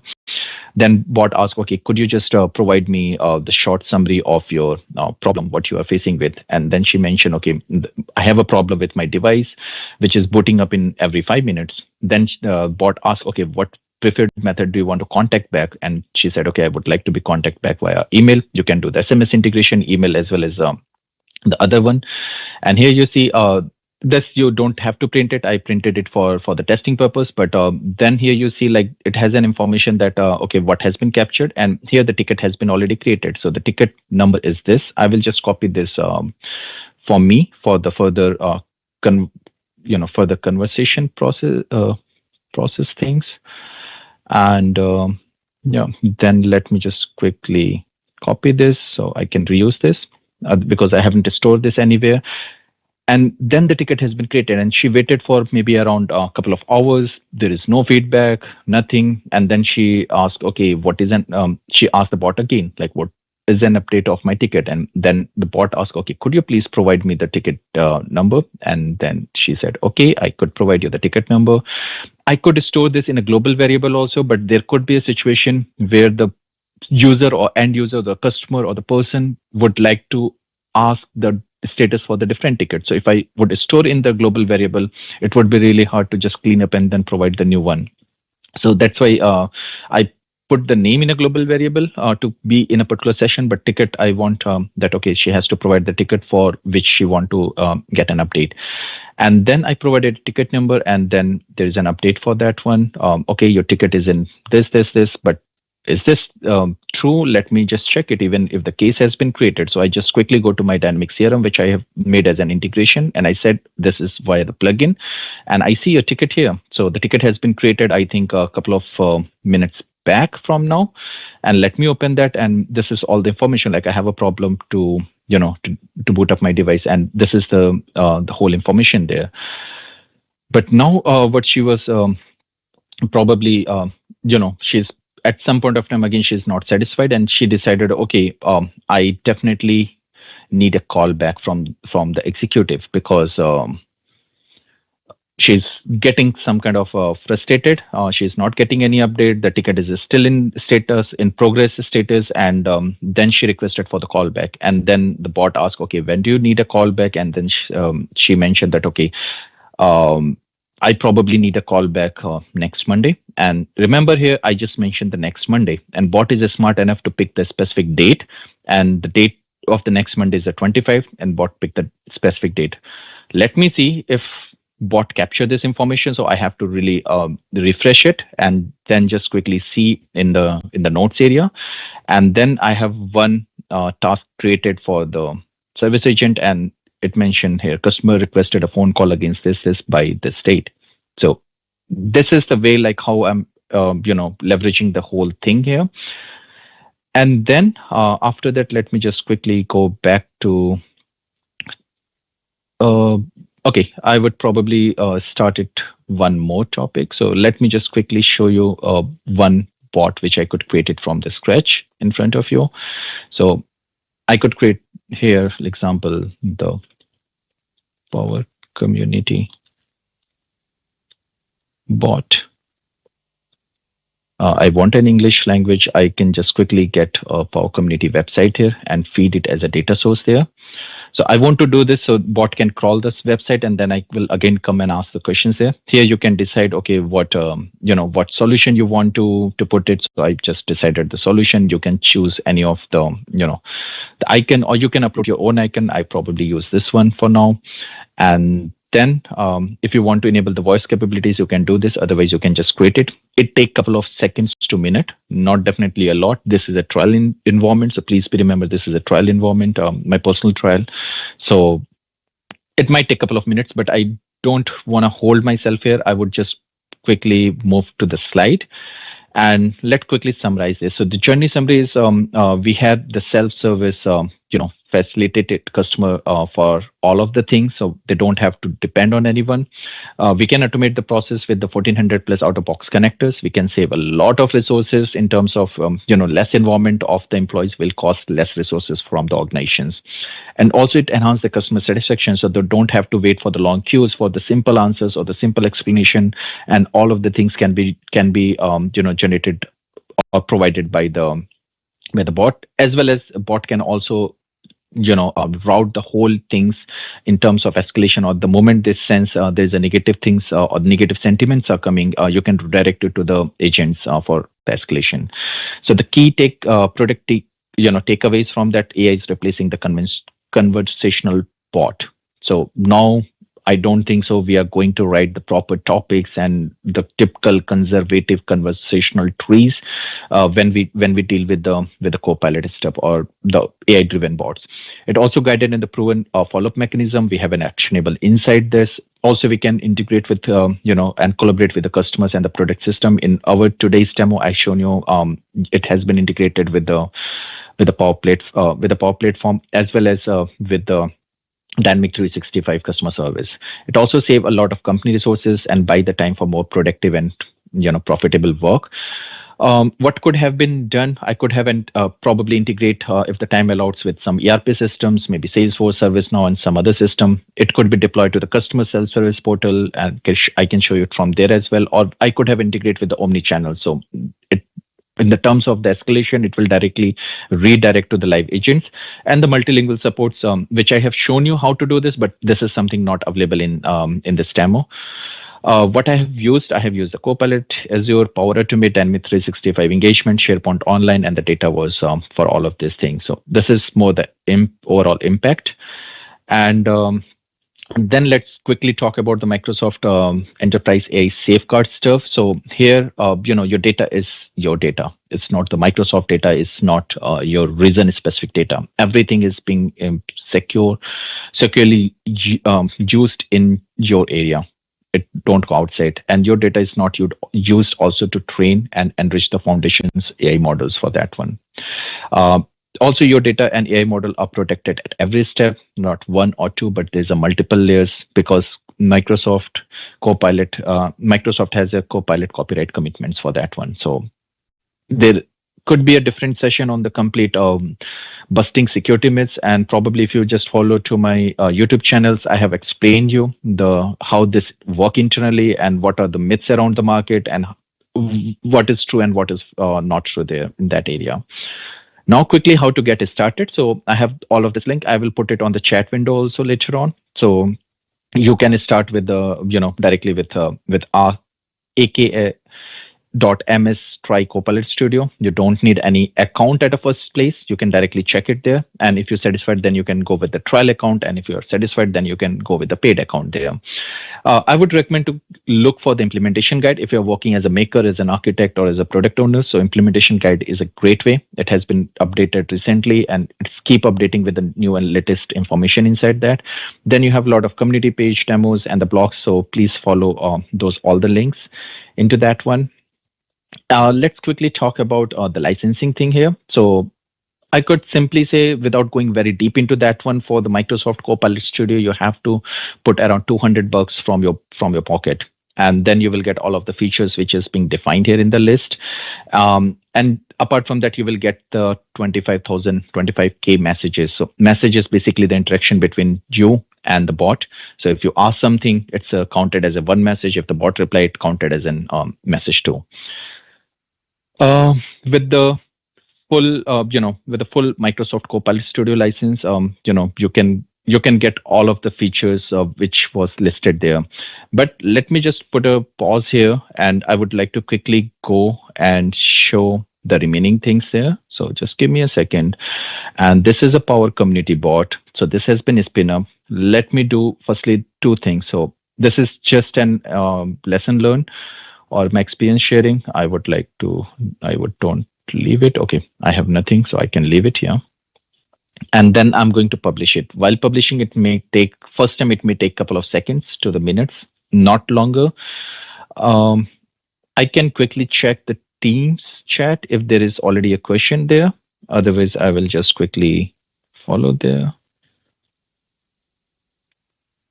Okay, MCS is not just a rebranding of Power Virtual Agent. PVA features remain part of MCS, but MCS is net new offering of customization. Okay, thanks, Carsten, for this update there. And then I don't think so we have any other thing there. Okay, it has been published there now. So I'm going to ask a simple thing, like I've just put a hello there, and let's see how the bot is responding. Could you tell me something about Power Community? I should be expecting a response here. And Power Community is a global leader in Microsoft training for Power Platform. Something is there, and this has all been generated via the the public website. So you can see the data here is a public website which I have feed while spinning up this instance. You can go and feed more also there. That is not a problem. And if you need from which source it is coming, you can click it and it will redirect to the particular source. So let's try something else. Could you tell me about Lisbon event? Let's see if this has an information about that, or the bot is able to crawl it. I'm sorry. I'm not sure how can I help with. Can you please try rephrasing? I have to wait it because I have pushed this as a data source now. So it might take a couple of minutes to the hours to crawl everything and fetch the information. But let me see if I have something available there on the page.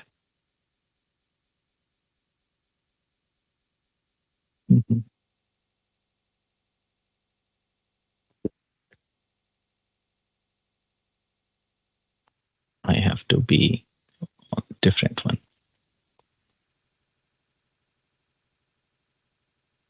No.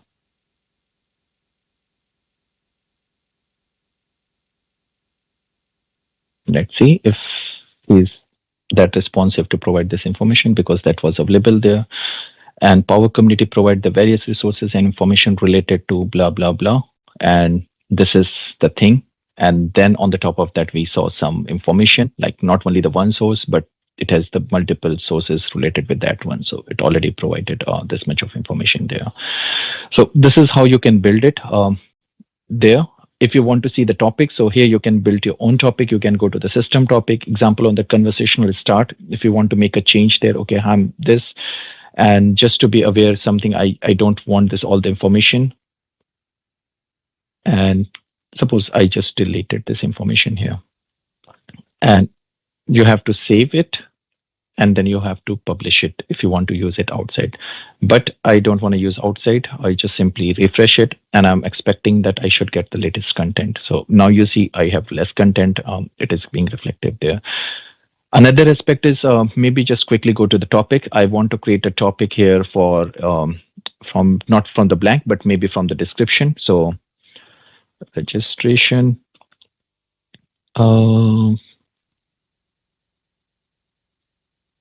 Create registration.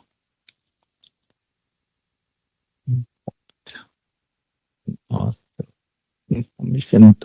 I'm just writing with the typos and without it not make that much of sense.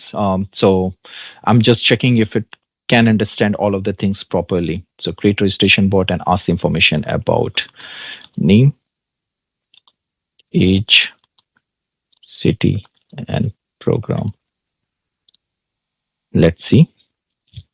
I just click on the create, and let's see how it built this information. It started building the information, and I can rephrase this all the information here. And if you can see on the page, it already gives me some information there. So I have to use this and age, this all the things there. And thank you for the registration. Here's the summary. Let's see what is in the summary I have. So let me just go there. Okay, it has all of the information what I have already provided to them. Let me just quickly check what is in trigger phase there. So you can do this and register. So please register me. There is a typo. I'm expecting it should understand, but let's see. So it understood. It was not properly registered, but it understood. My name is Ambesh, and what is your age? Do you really want to know? Okay, my age is, and listen, 50 year old. I did not write the numeric 5, and let's see how it is behaving there. In which city do you live? I live in Berlin, and see the magic here. So what program? Okay, there is one more question. Maybe Copilot. And you see, like I just wrote the whole story there, but it picked the right thing out from there. City, program, and this is how you can build all of the things in a very quick time span. It doesn't took me, I think, more than 15-20 minutes to build a brand new bot. This definitely need to be extended. With this bot, you can't go to the market, but this is a base where you can start it and spinning up the bot in a very quick time frame or the fashion. So this is all about this. And as I mentioned, like I told you about the age, the same way you can create a prompt for the color also. So if you want to add something here, you can simply go. So you can add any of the action here. So send a message, ask a question, ask by the adaptive cards. You can add conditions there. Also, you can set the variables, assign something to the variables, pass this or clear all the variables. On the topic management, you can transfer this to the other topics. You can end the conversation, or you can go to the sleep as well. Then on the call of action, and the advance is somehow important. Advance I have already shown you. Call the action. You can actually create a bot as a plugin, and then you can feed the data from here to the plugin there, right? So this is quite much possible. If it is already available there, that is okay. If it is not, you can just simply click on the create a flow. It will open the Power Automate window for you, and then you can feed the data as an input parameter, and then you can fetch the data as an output parameter there. So here you can simply go and as an input, and then you can use, example, the text there, provide your input, and then use it there based on that one. So you can, right now I just delete it. Same way for the output, you can provide any of the output after operation. Whatever you are doing in the Power Automate, you can provide the output back to the end user or to the bot by the output parameter. So this is quite much. Okay. The only thing is after this, if you will come here, you have to do the done. And most of the cases, you have to refresh this. So if you want to refresh it, let me just save it. So if you will refresh it, then you will, on the next time, if you will follow the same step, you don't have to create the new, plugin there, but then you can choose the options from the available plugin from the list. Okay, that is more and less. And then I would say here, you can definitely connect me to my social platform, ask your queries to my Twitter handlers, which is Ambesh19. Scan the code and connect me over the LinkedIn. You can subscribe my YouTube channels for the more slides and the more demos on the Copilot, Azure, Dynamic 365, and the Power Platform technology. I'm really thankful to all of you to spend your valuable time today and looking for the positive feedback and the suggestion in the chat window. Also, I hope you find the session interesting and useful, at least to find a new dimension around the Copilot Studio. On this note, I would like to open the floor for the Q&A now. So if somebody have a question, they can ask. Or I remember there was a question from the last session to Narayan. Something around, where we should use the Copilot Studio or the Azure AI Studio. So now, because we covered both of the topics, so maybe I could give a quick walkthrough there, not very deep because of the time constraint. The third option, I'm not familiar with that, very, very deep into that one. And probably it's, this time I'm not a good person to talk about the third option. So let's talk about these two options there. So the first one is when we talk about the Microsoft Copilot Studio. So suppose I want to have a low code experience which empowers both the business and the pro developers to build the Copilots.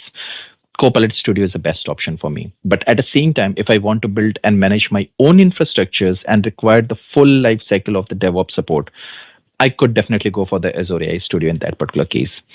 The second one is if you speed up and the low ongoing maintenance it is an important aspect for you or for me, I would go for the Copilot Studio. But at the same time, if I want to be able to train my own large language models, I would go for the Azure AI Studio, because the more you go to the Azure AI Studio, it's not a software as a service, it's a platform as a service, and then you have to provide all of the effort there to maintain it. It's the same thing like when we talk about the Logic apps or when we talk about the the Power Automate. So one is the SaaS offering, one is the platform as a service offering, so the PaaS offering. Next one, you can think about if you want to manage your services where the Microsoft managed infrastructure for me, not me personally or my organization, I would go for the Copilot Studio. As I mentioned, it's a SaaS offering, so Microsoft will manage everything for you, like scalability, downtime, everything. At the same time, if you have an experienced AI developers in your team who want a unified AI platform for the professional developers to build the Copilots and the GPTs, go for the AI Studio. The last one is maybe example if you want to build in security and the governance, because I shown you a few of the area about the admin section, go for the Copilot Studio. It's easy, like a makers or the developers who have not that deep knowledge, they can also try able to manage it. At the same time, if example you want to do an image or DAL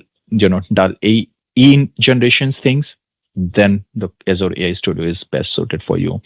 So what I'm trying to say with all of this example, if you really want less effort, you should go for the Copilot Studio. But there is always a kind of the limitation because it's a SaaS offering, so you can't extend as per your own. Not a lot of customization, not you can do everything by your own. But if you have your own development team, you want a more control on all of this conversational UI and everything, maybe in terms of integration and so on, then the Azure AI Studio is probably best fitted for your fit for your business needs or the organization. So on that note, I would really like to thank you, and because I think Arpit would be there for the next session, and I will just quickly answer the queries if it not been already answered on the chat window directly from here. So thank you so much, everyone.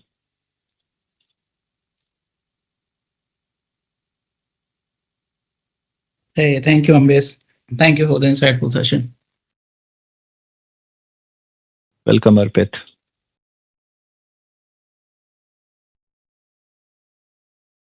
So do you want to share your screen? Yeah. Okay, good.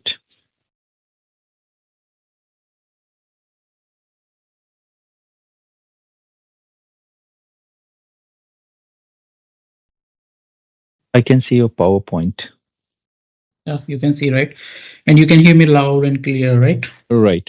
Now it is in presentation mode, so I can see. Perfect. I can hear you. So thank you, Ambesh. Okay. So hello everyone. Well, I hope you had a great learning till now, and thank you, Raz, Narayan, and Ambesh for all the great session you have provided and sharing all the good stuff related to Azure. And thanks to Raz to share all the fundamentals of Azure, the Microsoft Copilot and what is artificial intelligence.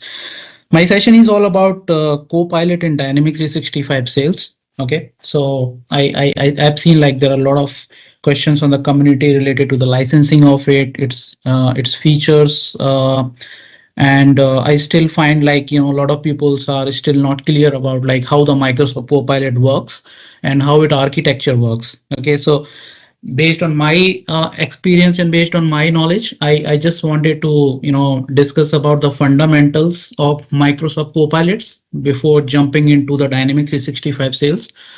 I'll discuss about the Copilot, the fundamentals and how it architecture works, and then we will jump into the Dynamic 365 sales, that what are the features that it provides, and then we will quickly have a look the live demonstration of all the capabilities it provides. Some of them are probably in preview, but not really. Most of the features are still in general availability stage. But I will let you know if anything is in the preview. Okay. All right. So before starting the session, just wanted to give a quick introduction about me. My name is Arpit Shrivastava. I am 3 times Microsoft MVP awarded and 3 times Microsoft certified trainer. And I've been sharing my knowledge with the community since 2019 through various channels. I share my knowledge through my blogs, my YouTube channels, by running mentorship programs and some kind of challenging series. So you heard about my Power Pages 30 days learning challenge as well, and soon I'm going to start the Power Pages 7 days learning challenge as well, where I'm going to discuss or share the details about the Copilot AI features in the Power Pages along with all the new features that Microsoft has announced. All right, I'm very excited to announce that I'm releasing my book in June 2024. I'm really excited because I've been working very hard to write this. So it's not only about the Canvas app, it covers the model driven app and the Canvas app both. So those who want to have a very good learning about the Dynamic 365 CE apps, that is called model driven apps, and the Canvas app, it covers everything. So I have written total 15 chapters starting from the evolution of Power Apps and till the deployment and the sharing the best practices based on my experience till now. So I have put everything in this book, whatever I have learned, whatever I have experienced from the community, from my own project experiences. So I would recommend to read this book once it is published. So stay tuned on my social media channels because I'm keep posting all the updates related to that. Okay.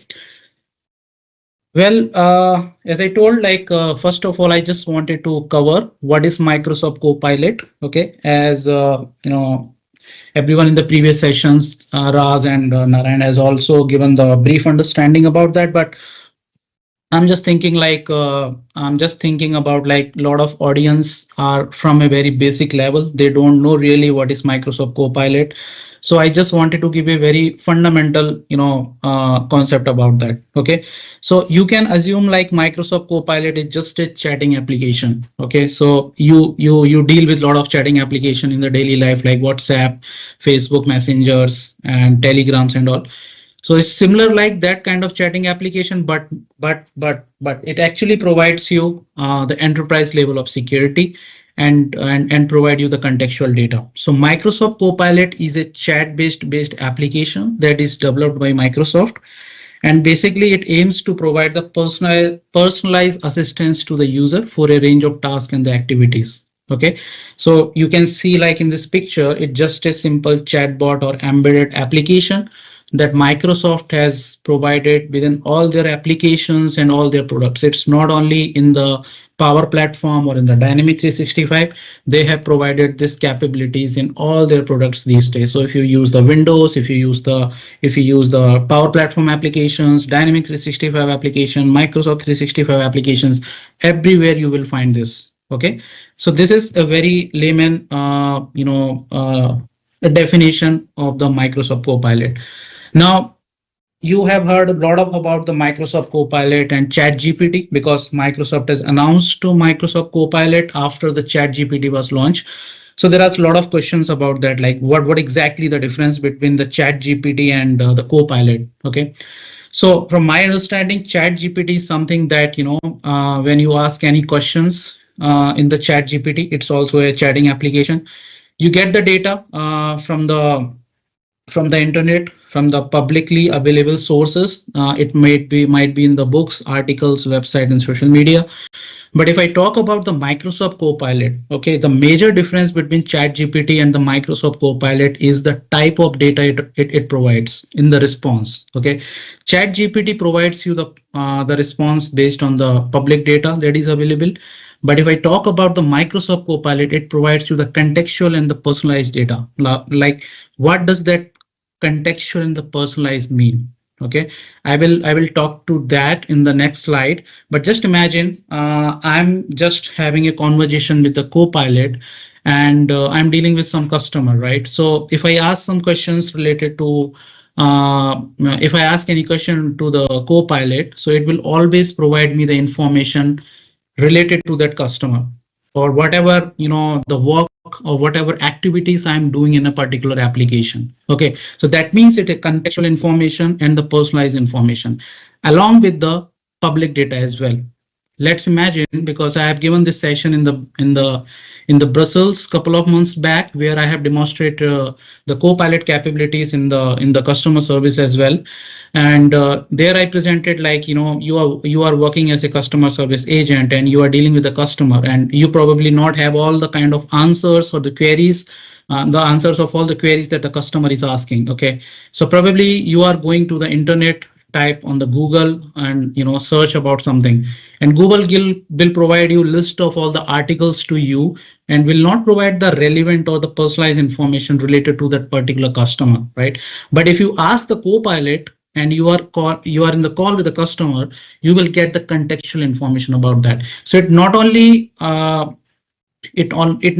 collect the data that is available within your organization, like from the Outlook, Teams, SharePoint, OneDrive, Word, Excel file, and your Dataverse or Azure, but also it searches the data from the internet using Bing search. Okay, so it is the combination of both.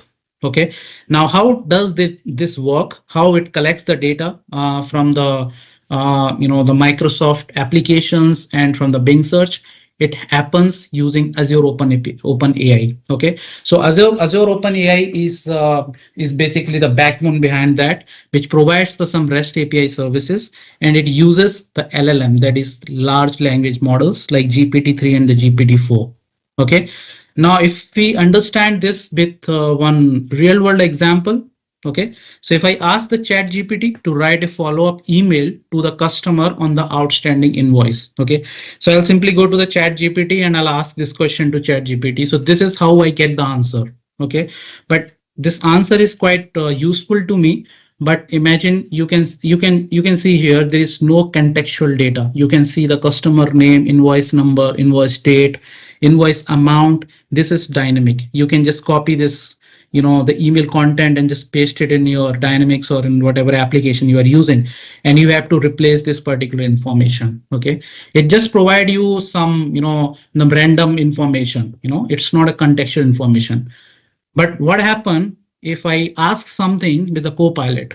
Okay, so let's say I have asked Copilot, I'm working on the opportunity, and I ask Copilot, like, summarize this opportunity, because there are a lot of fields and there are a lot of data available on the opportunity, but I just want to have a summarize of that opportunity. So you can see in the right picture, it provides me the contextual information specific to that opportunity, right? So the red blocks, you can see the revenue, the closing date of the opportunity, and the actual annual revenue of that particular customers. It provides that data. In the similar way, If I ask, if I'm, I'm a salesperson or I'm a customer service agent, and I'm working with particular customer, and before selling any particular product to that customer, I just want to have a quick background about that customer, like how this customer is doing in the market, what are the products it sells, and what is the recent latest information about that customer. So probably I can simply ask the Copilot, and you can see, like, it provides, it do the Bing search, okay, and provide all the relevant updates related to that particular account. So this is a simple example how the Copilot collect the data from the organization. In the right picture, you can see it, the opportunity which is stores in the Dynamics, and the second picture demonstrate how it collect the data from the internet as well using Bing search. All right, so this is how the Microsoft Copilot different from the ChatGPT. Well, how it architecture works, because to you it's just a simple chatting application. You just ask the question, you get the response within a second, okay? But being a technical person, you must be interested about like how the architecture works, how the things happens in the background, right? Like it's a SaaS based product, but you must be interested about like how the things working in the background. So there are basically three or I would say four major components here, which actually plays a crucial role in this Copilot to make it work. Okay, the first is your business applications. Okay, so this is nothing, it's just an UI or the applications that you are using. It could be the Microsoft, it could be the Microsoft 365 applications like Word, Outlook, Teams, or it could be the Dynamics 365 CE applications like your sales, customer service, marketing, and all.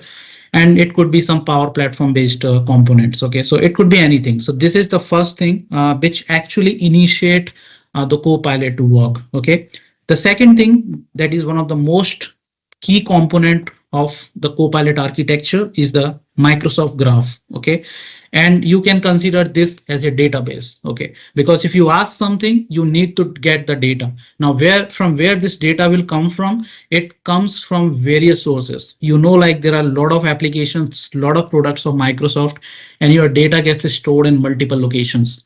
It might be possible my documents are stored in the SharePoint, my emails are stored in the Outlook, my chatting conversation are stored in the Teams, and my sales data is stored in the Dynamics, right? So my data is distributed among different applications, right? So it is the responsibility of the Microsoft Graph that it collects the data from the different applications or different sources and present it to the Copilot. All right. The third component is the Copilot itself that actually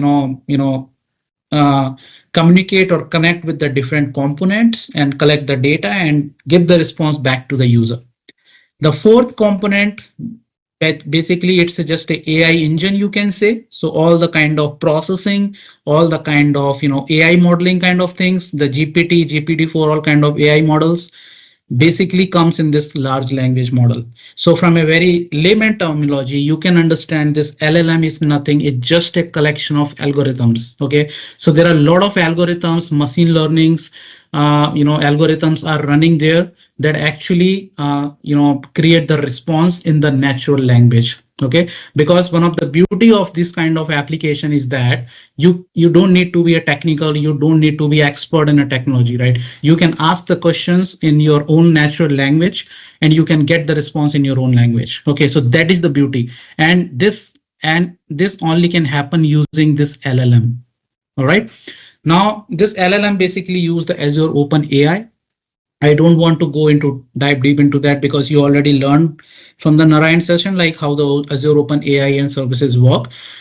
But Azure OpenAI make it possible. So it actually collect the it runs a lot of algorithms and collect the responses. And the last one is the Microsoft Trust Boundary, because because there are a lot of customers and the partners has these questions like because all the AI model always works on the because all the AI model works when you train them, right? You have to provide them a lot of data. Once you train them, then they will provide the responses. So what kind of data they use? Are they using any other customer data? So no. So it is basically everything works within the Microsoft Trust Boundary. So my data is my data. AI model or Azure Open AI service will not use the other customer data to train the AI model to provide the responses to the customer or to the users. Okay, so everything is secure and everything is, everything is done within the Microsoft trust boundary. Okay, so these are the major 5 components. Now, how they interact with each other. Okay, so the first thing is that you open an application. That could be, I am assuming, like you opening any Dynamics 365 CE application. That could be sales or customer service. Okay, so if you ask a question to a Copilot, for example, draft an email, something like that. Okay, so this is the first step. The second, so I would forgot to say, like, this is called user prompt. Okay, so this is quite technical term that Microsoft uses in their architecture, but in a layman language, you can just simply understand. You ask a question to the Copilot. The second thing is happen is, your request go to the Microsoft Graph. Okay, so Microsoft Graph. So this process is called grounding or the pre-processing. That means you query the multiple data sources of Microsoft to get the contextual data. Okay, so you go to the Azure, you go to the Dataverse, you go to the Microsoft 365 applications like the PowerPoint, Excel, OneDrive, Teams, and whatever applications they are. Now, how it happens? It actually happens using Microsoft Graph. Now, if you're wondering, like, what is this Microsoft Graph? So Microsoft Graph looks like this. Okay, it basically connects all the the applications, Microsoft 365 applications, using Graph API. So it actually make the connection between the customer and their data and provide you the contextual information. Okay, so this is how the Microsoft Graph work, because Microsoft Graph is a gateway and it provides the REST API that is called Microsoft Graph API. So I have, in a lot of my sessions when I presented the Power Pages, when you have to deal with some Azure AD components, nowadays we call it Microsoft Entra ID. So sometimes when you have to, interact with some Microsoft applications like Microsoft Entra ID or, OneDrive or some, the Teams, you sometimes need to use the Graph API. Right, so this Graph API actually works in the background to collect all the contextual data. Now, the third thing is that once you collect, so once you retrieve all the contextual data, you give it back to the Copilot. So this is called Microsoft Graph Response, and it collects the contextual data. Now, this contextual data can be in different format, right? You can imagine, like, some data can be found in the document, some data can be found in the chat, some data can be found in the opportunity. So the data can be found in the different format or in a different distributed way. Some data can be structured and some data can be non-structured, right? So how we can, collect this data and provide in a natural language. So the fourth process is called modified prompt. So whatever data, contextual data we collect, the Copilot send it to the LLM. Okay, now LLM, as I told you, there are a lot of algorithms, there are a lot of AI models working there along with Azure OpenAI, and it actually converts that contextual data in the natural language. Okay, so you have provided the collection of data that you retrieve from various sources, and you get the data in a natural language that you are actually going to send it to the user. Okay, now you don't send that data immediately to the user. You again send that data to the Microsoft Graph, because it is required that whatever data you are sending it to the user, it should be compliant, it should be secured. So for example, I have the read access, or for example, I don't have access on a particular table in the Dataverse.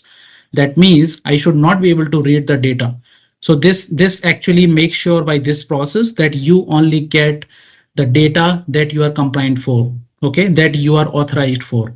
Okay, then once you do this post processing, the AI checks security and compliance, then finally you send that data back to the user, so that users see that response. Okay, so this is how the whole architecture of the Microsoft Copilot works. Now, as I told you, this Microsoft Copilot architecture is not only for the sales or for a specific application. It's just an architecture for everywhere we are using the Copilot. But if I talk about the Copilot for sales, as I told you, like, it's everywhere. It's not only in the Power Platform or Dynamics or in the Microsoft 365 nowadays. You found the Microsoft Copilot everywhere. Okay, so let's jump into our today's topic, that how the Copilot use it in the Dynamics 365 sales. All right. Now, if I talk about the Copilot in Dynamics 365 sales, whenever you incorporate all the Microsoft Copilot capabilities or all the AI capabilities in the Dynamics 365 sales, just to maximize the sales productivity and strengthen your customer relationship, then that is called Copilot in Dynamics 365 sales. Okay, so I'm not going to discuss about the features of the Dynamics 365 sales because that is not part of our demo. I'm going to discuss about, on top of the Dynamics 365 sales, what capabilities that Copilot provides. Imagine you are a sales person or a sales manager, and you are drafting an email, because sometimes you spend a lot of time in the non-productive things when you are dealing with the customer. That is quite not relevant, to close the deal or to make the revenue for the companies, right? So Copilot and the AI can do these kind of things, like writing an email, when you are going for a meeting, then, collecting the meeting for notes for you, and a lot of things it can do that you spend a lot of time to, to do such kind of non-productive things. So you can concentrate on the productive things, you can concentrate on the sales, and let the Copilot AI do all kind of this kind of job. Okay, so I'll show you all kind of capabilities of the Copilot. But you just imagine, like, Copilot for sales leverage the data from the CRM platform, right? For example, your Dataverse data like leads, opportunity, accounts, competitors, and all. It works with the Microsoft Graph to collect the data from different sources of the Microsoft 365 applications, and then obviously from the public data like Bing search and all. Okay, so it's simple as that. This is how the Copilot in the Dynamics 365 sale works. If I talk about the features, I'm going to demonstrate all the features in the live demo, but just wanted to give a quick brief about it, like what all features it provides. So the feature number one is the record summarization. Okay, in most of the times you need to provide a quick summary or the opportunity and the lead records. As I told you, like, you are working in the opportunity that has a lot of data, related to the SharePoint, where your documents are stored. You have a lot of emails, stored in the Outlook. You had a lot of conversation in the Teams. So it's very difficult to scan through all the data and collect a summary by manually. So Copilot do it for you. It actually summarize everything. So you can see here in the first picture, it actually collected the summary. And in the second picture, you can see it collected all the documents from the SharePoint related to that particular lead or the opportunity. So this feature is not only for the leads, but it is for the opportunities as well. That is the feature number one. Feature number two is the recent changes. Okay, so sometimes multiple coworkers are working on the same opportunity on the lead records, and you just wanted to aware like what recent changes are being made on that particular data.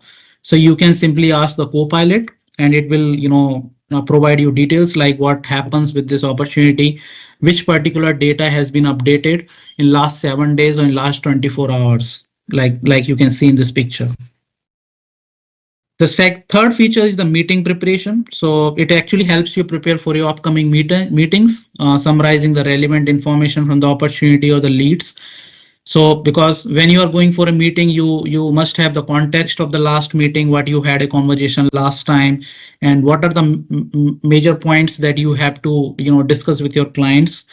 So these kind of things you don't need to manually review into the data. You can ask the Copilot, and it will list down all the points that you don't forget to have a conversation with your customer. Feature number 4, email assistance. So that is quite useful.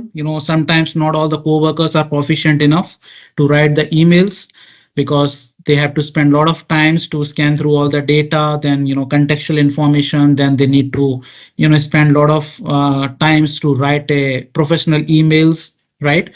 So you don't need to worry about that. It actually helps coworker to write an email in the context of your data available in your CRM. Okay. And this feature is not only available in the CRM, it is also available in the Outlook as well. So that I'm going to show it right now. News update. So as I told you, like you are working with a customer, you get a lead, or you get some request from a customer, and you just want to have some detailed information about that customer before doing a sale for them. Then you can collect the data from the Bing search. So you can ask the Copilot, can you provide some latest news about this account? So it will go to the internet and provide all the relevant information about that. Okay, so it helps you make the sales decisions based on the data. Yeah. Okay, so these all the features that I discussed previously are features of Dynamics 365 Sales. Okay, but there are two additional features that Microsoft Copilot provides for the sales is in the Outlook. Okay, because like being a salesperson or the manager, you have to deal with a lot of Microsoft 365 applications like Teams, like Outlook to have an email conversation with the customer. You use the Teams for having a chatting and for having a meeting with the customer. So it also provides you all the kind of Copilot capabilities in the Outlook. So I don't want to go into much details because I'm going to demonstrate that as well. But in the Teams, so as you can see, like this is how in the Outlook, in the right panel, you can see a Copilot for sales where you get the contextual information from the Dynamics. You can see the opportunity, accounts, and everything. And the similar way in the Teams also, you can also, when you are having a meeting with your customer, you must be aware about all the data that is stored in your Dynamics. So you can see here in the left panel, you are having a meeting with your customer, and the right panel, you have all the contextual data that you should discuss or should not discuss, right? It also provides you the competitor details as well if you have the data stored in the competitor table. Okay, so I'll show you that as well in the Teams. And the another feature is, once your meeting is completed, it actually helps you collect the minute of meeting. It actually helps you, what are the summary points, at which stage you need to create a task, where your conversation went really well, where your conversation was not really well. So it also provide you such kind of sentiments as well. Okay, so this is all the features that you going to have a look at it in the live demonstration. License, I will cover it later once I will have a quick demonstration of all the features. Okay. All right. Can someone please confirm that they can see my screen? Yes, we can. Perfect. All right. So first of all, if we have to use the Copilot capabilities in the sales, there are two things. Either you want to first explore the features of it just to demonstrate to your client before make a final decision whether you want to use it or not, or you already have the license of Dynamics 365 sales. Okay, I'm assuming you don't have that. So what you want to do it, first of all, you want to create a Dynamics 365 trial. So you just need to navigate to this link and just click on try for free. Okay, so once you do it, if you already have the Microsoft Entra ID account, it will automatically create an environment for you. So if you can see here, I've already created it. Once I done that, it automatically created a sales environment for me. Okay, so once you set up an environment, you get to see basically two apps, Sales Hub and the Sales Trial. Okay, Sales Hub is the application that provides you all the kind of features that Sales Dynamics 365 Sales provides, and you can use this particular model-driven application to enable or disable, other features. Not only the Copilot features, but there are a lot of other features that you get inbuilt in the enterprise or the premium license, right? So it provides you all kind of things. So if you just click on this app, it takes you to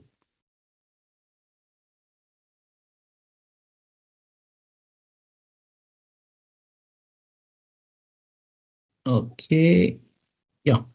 So this is how the Copilot, this is the Sales Hub screen where you can see like, this is the model driven app application.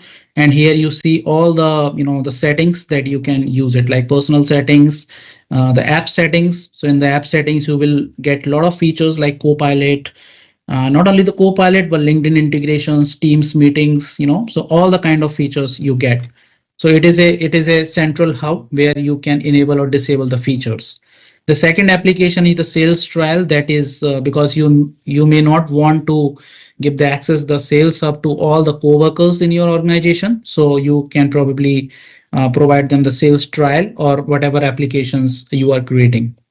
The third option, sometimes you can create the custom model driven application as well. Okay, so if you already have the Dynamics 365 sales license, the enterprise or the the premium license, you get all these capabilities in the custom application as well, because it might be questions like can I get this Copilot capabilities only in the the out of box sales hub and the sales trial.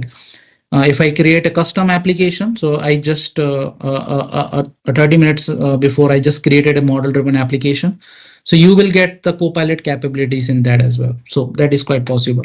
Okay, so once you have created the trial environment, then you just need to head over to the sales hub. Probably not able to click due to that. Okay, so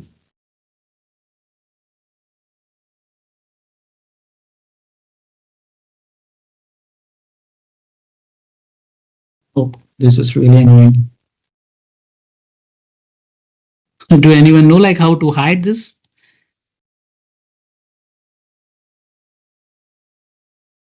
Okay.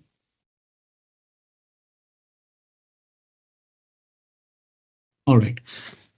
So once you head over to the sales hub, you first need to enable the Copilot, right? Because you need to start using the Copilot capabilities. So you just need to head over to your sales hub application, go to your app settings. And once you go to the app setting, you will find this option, power your sales with Copilot. Okay. And if you go to the Copilot settings, since I have already enabled it, so you just need to, enable this option here. So default is off. So you just need to turn on this Copilot setting. And if you go to the manage app, here you will see all the applications. So you will see your sales trial and the sales hub. Okay, you can find your custom application as well in the list if you have any. So if you want to enable that Copilot capabilities in a specific sales application, then you can simply toggle to off and on. Okay, if you want to provide to the all the Dynamics 365 application, then you can set to on. Yeah.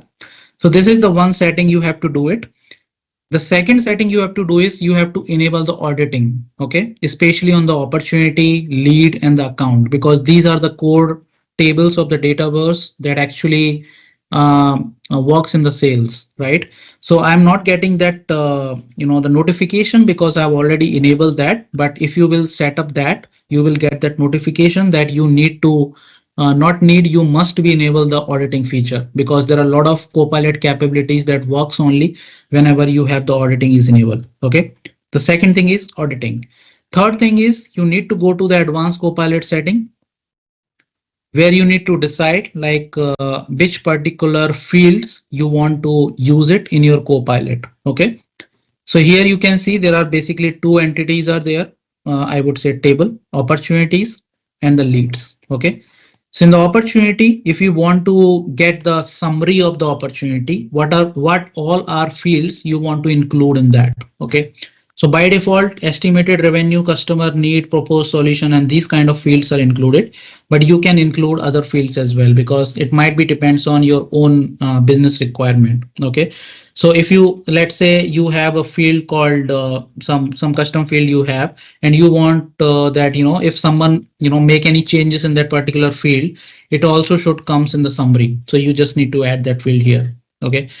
So same in the recent changes. If you have made any recent changes in that particular field, you need to add that particular opportunity field, account field, contact, opportunity, products, and the competitors.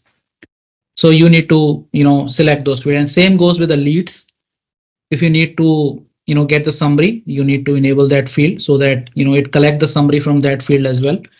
And if you want to check like what are the recent changes being done on particular field, then you can add that field as well. Okay.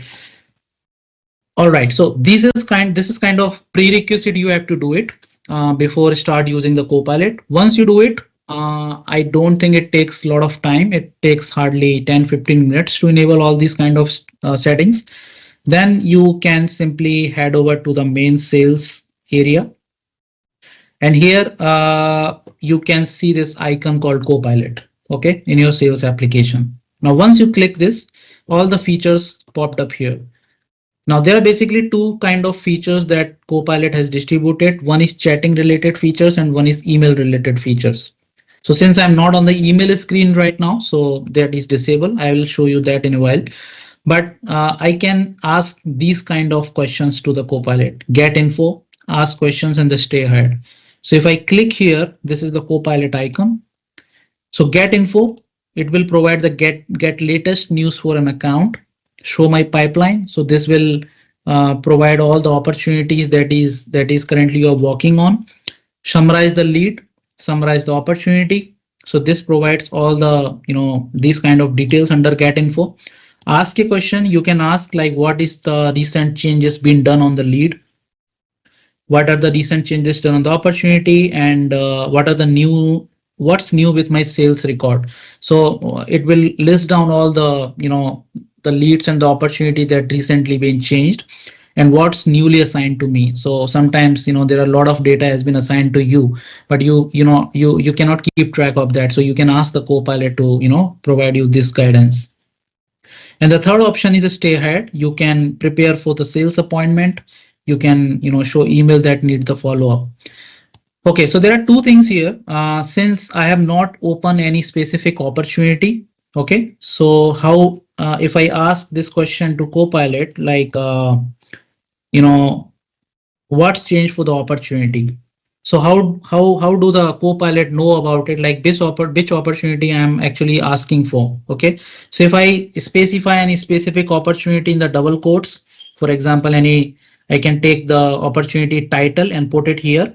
It will provide the list of all the changes being done on that specific opportunity. But if I don't ask any specific opportunity, I simply ask what's changed for the opportunity. It will go through the Dataverse and will check all the opportunity that is I'm owning it, right?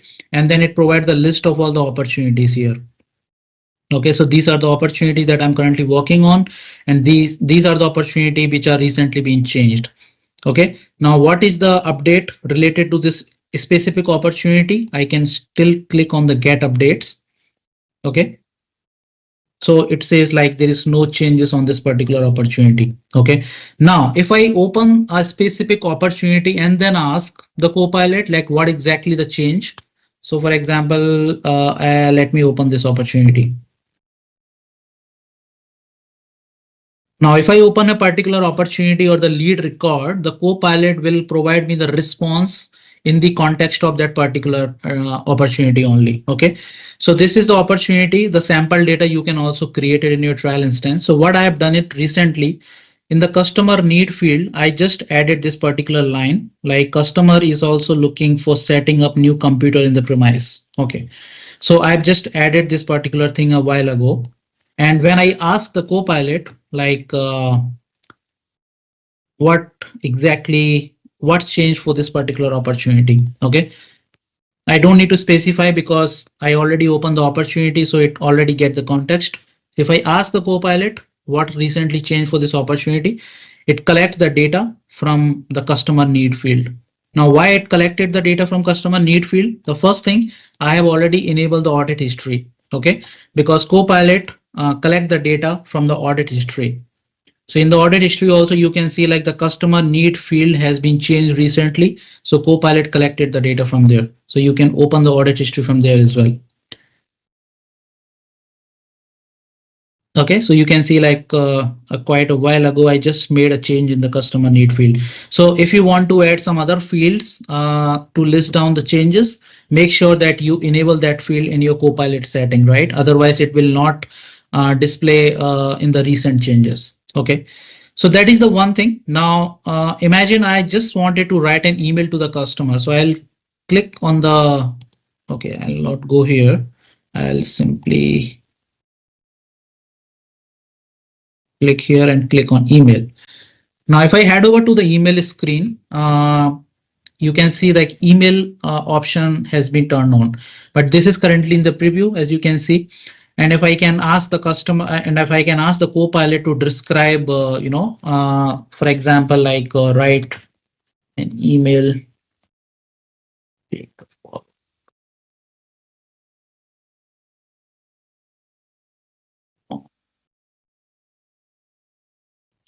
So if I simply ask some, sample error, okay, let me refresh this.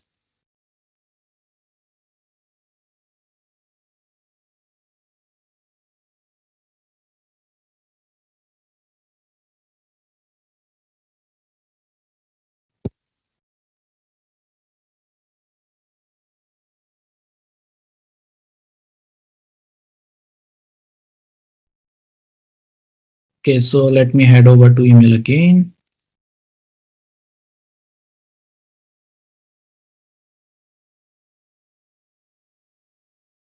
Write an email to take the follow-up customer on standing invoice. Oh, okay. So since it is in preview, so it might be possible that something went wrong. It was working earlier, but no worries. Okay. So you can ask this Copilot email feature. Probably will try this option in Outlook to check like how the email response generated. It might be preview, so we'll try that later. So this is the option you can simply use to draft an email, and from here directly you can copy the email to here, and you don't need to worry about like what needs to be right. And you can also change that email content and then send it to the customer. Okay. Well, so these are all the features. I don't want to demonstrate each and every one. You can simply set up a trial and can start exploring them. So this is how exactly you can use the features in the Dynamics 365 sales. Now the next thing I just wanted to show you how to enable the Copilot capabilities in the Outlook. Okay, so let me go to the Outlook screen. Okay, so this is the Outlook screen, and a short while ago I just sent an email from my personal email ID to the customer that, hello Arpit, just to let you know that I haven't received my order yet. It was expected to be received yesterday, but is still waiting for it. Could you please share the update? Okay, and this opportunity is basically, if I go, okay, so if you can see this opportunity, this is the opportunity, and this is the customer associated with that, and this is the email address on the contact. Yeah, so you can see this is the email address of the contact, and I've sent the email from this contact. Okay, so if I send this email, being a sales coworker, I will simply have to reply or respond to this particular email. So what I will do it, if I go here and click on reply to all, or reply, you get to see this Copilot for sales option on the top. Yeah, since I've already enabled this, so that's why I'm having this option. In the license part, I will let you know like how to enable this kind of settings and what kind of license you needed. So if I click on Copilot for sales, it actually pops up a Copilot for sales screen here. And the interesting thing is that it actually collect the data from the Dynamics CRM. Okay, it collected the contact that is associated with the opportunity. It retrieves all the opportunities that is associated with this particular customer that I shown you in the Dynamics a while ago, and this is the account that is associated with that. Okay, so here you have a couple of options. You can first may want to reply to this customer, so you don't need to write an email. You just simply click on reply to an inquiry. Okay, so it automatically scan through the email that customer has sent, and it automatically generate the email for you. So thank you for reaching out to us regarding your order. We truly value your partnership with and this, and I apologize for the delay in receiving your order. Right, you can see like how it actually generate the personalized. Why? Because it has added the account and the contextual data, because customer is worried about the the delay of the order. So it actually generate the personalized and the contextual data. You can see here. And so if you're happy with the suggestion, you can just click on add to email. It will automatically popped up here. Okay, and then you can simply add it here as well. And you may also want to save this email in the Dynamic 365 as well, right? So what you can do it, you can simply copy it, you can go back and you can save it from here. Okay, so if you save this, you can create connect to a record, which record you want to connect to. So if I select this and if you click save, then it will automatically create a new email in that timeline. Okay, so once you send this email, I will save it to the Dynamic 365. Okay, so if I send this email, then it will automatically create a new email in that timeline in the Dynamics, right? So how you can see like how it do the bidirectional communication from Dynamics to Outlook and Outlook to Dynamics. This is the one thing. Second thing, you can see like this is the contact, but imagine you get the email from some unknown person and you want to create a new contact directly from the Outlook. So you can click on the contact and you can, first name, last name, job title and everything, all the information you can fill it up here and can save the data. Okay, this is the another thing. Same like the contact, you can create the accounts as well. Okay, so these are the field. In a short while, I'm going to share you like how you can enable this fields and the forms and how you can do this kind of configuration. But as of now, it is available for contact, account and the opportunity. Okay, so these are the things. And one interesting thing is that it also provide you the collaboration option in the Teams. Imagine you get the email from the customer and you want to discuss this particular case or the sales scenario, or discuss about your prospect customer with your other co-workers as well. So what you can do it, you can simply set up a deal room. So this is nothing, you just going to create a channel where you can add the other co-workers in the Teams and you can start having conversation related to that, right? Because sometimes you want to have the collaborative discussion related to a particular thing before making any final decision. So it helps you create the chatting room or the group as well in the Teams. So you can create the group with the channel name as the opportunity topic name, or you can create the name as the account name. Okay. So these are all the features you get to see in the Outlook. Now, if I head over to the Teams, so that is the third options that we have. So if I head over to the Teams, the first thing I just wanted to show you how you can enable all these, the tables, all the fields and all. So you just need to first click here and just type Copilot for apps. So click on the apps and here you need to type Copilot for sales in your Teams. So you will get this option. I already have added in my team, so I'm getting an open option, but you will get the add option like this. Okay, just need to click on add. It will be available in your left panel. If you pin it like this, I just need to pin it. Once you click this, you will get an option called home. There you find all the basic details about the Copilot for sales for learning purpose. If you head over to the settings page, here you will find Copilot AI. First of all, you need to enable this option in order to use this Copilot capabilities in your Teams. And you have the option whether you want to enable for the entire organization or for a specific group. And you can specify, exclude specific security groups as well. Copilot AI, you need to enable this option, and you can select this option if you want to try all the preview feature. Then you come to the forms. Now here you can see there are 3 record types available as of now: contact, opportunity, and account. Now for which record type, if you add any other tables, so you can add it from here. So for example, you want to add probably the lead, then you can search for lead. Then you can add that as well. Okay, so then this lead option will also be there in your Outlook and your Teams. Now, if you want to add some specific field, then you need to click on the contacts. Now here you get the option whether you want to allow user to create the records and editing the record. So this option you can enable and disable. Based on that, you get this, Outlook I was showing you, right? There's a create contact and create account option is there. So you can, adjust the setting from here. Now, which field you want to show it, that you need to you need to select and enable these kind of field, and which field you want to make it required, so that you can also adjust from here. Okay, if you have created some new fields and it's not being appeared here, then you can refresh your data as well. Okay, so this is how you can simply do it. Now there are two major features that this Microsoft Teams provide, because Microsoft Teams is all about the meetings, right? So how it generates the suggestion for you when you are having a meeting with your customer, right? So I'm not going to set up a meeting with the customer because I'm already in the meeting, but just for the demonstration purpose, 1 hour before I just created a random meeting and have a conversation with the customer, and based on that it generated the AI content for you. Okay, the first thing what I can do, just to present you, I'll go to the Teams, sorry, Dynamics.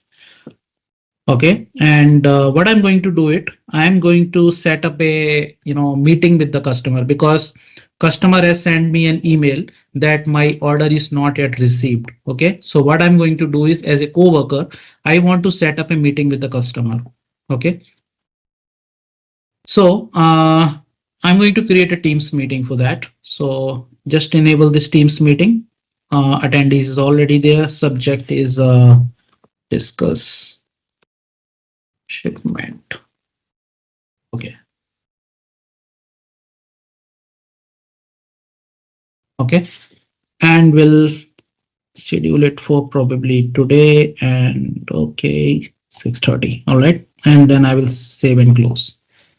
So customer is complaining like my order has not been received yet. So coworker has set up a meeting just to have a discussion with the customer, just to let them know like why this order is getting delayed. Okay, so I have already enabled the Teams integration with my Dynamics. So that is separate. That is not related with the Copilot for sales. But if you want to, integrate your Microsoft Teams with your Dynamics 365 sales, similarly, you have to go to the settings, app settings, and this is the Teams meeting option. You get it, right? So you just need to enable a couple of settings here like this. So by doing that, your calendar, your meetings, everything will get synced with your Outlook and the Dynamic 365. Oh, sorry, the Teams. Okay. So as you can see, I just set up a meeting. So if I head over to the Teams, I should see this meeting in the Teams. Here it is. All right. So if I go to the calendar, you can see discuss order related issue, delay issue. So this Teams, this meeting has already created. Now imagine I'm going to have a call with the customer. So I just open this and join this meeting.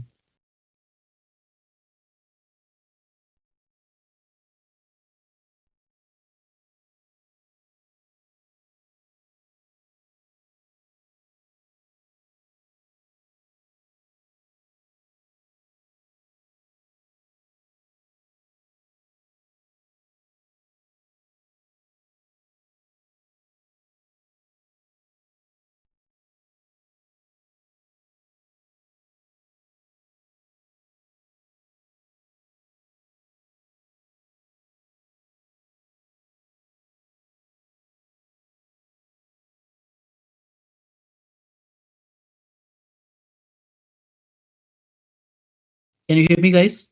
Hello. Yes, Yeah, we can hi, hear you. Arpit, we can hear you. Yeah. Sorry for that. Okay, so can you see my screen? Yeah. All right. Okay, so if I'm going to have a call with the customer. Okay, the first thing what you will see it, if I go to the calendar and if I open this meeting, probably like this, I probably not able to join it, otherwise we'll drop it. So if I click on the Dynamic 365, there is a new tab here, the Dynamic 365. You can see like, I will directly see the customer information or the opportunity details for which I'm going to have a conversation with the customer. So you can see here the same opportunity related to that. I'm going to have a conversation with the customer. It is already opened here. Okay.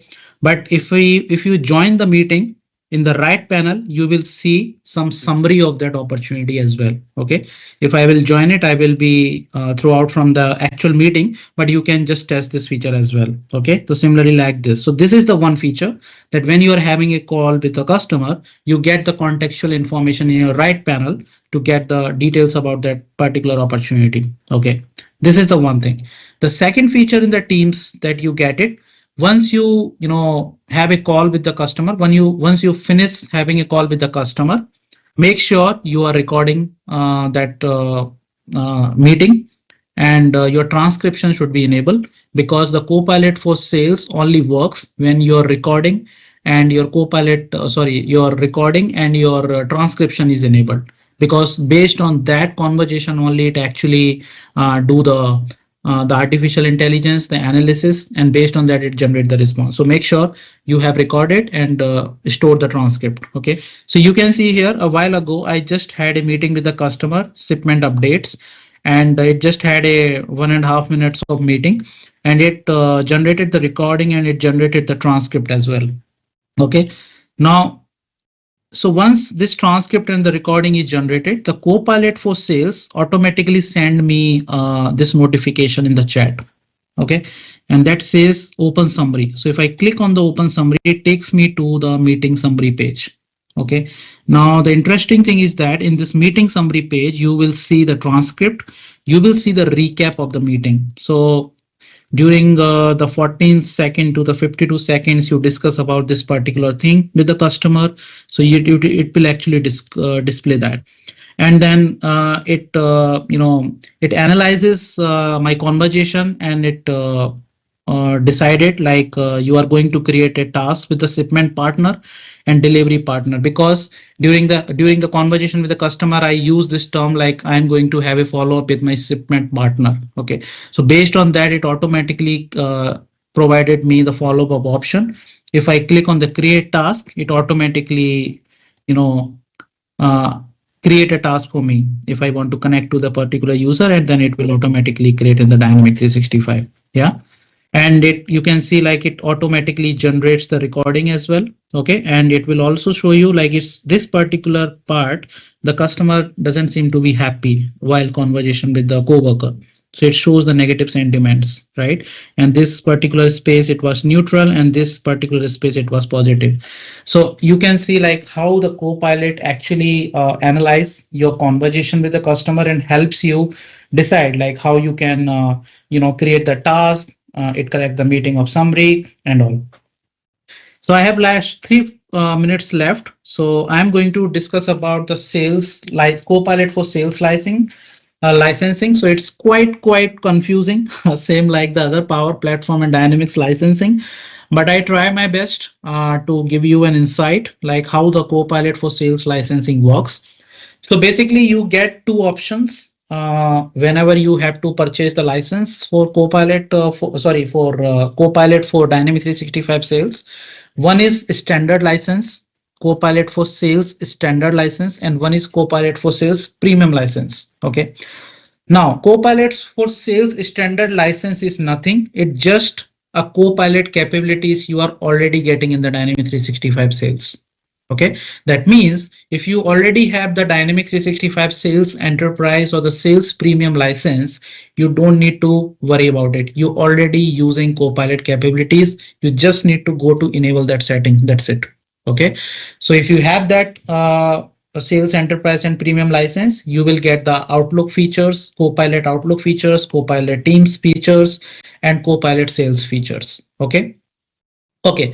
Now, if the features are already there in the standard license or in the dynamic sales, then why this premium license is there? Okay, so it's just an add-on.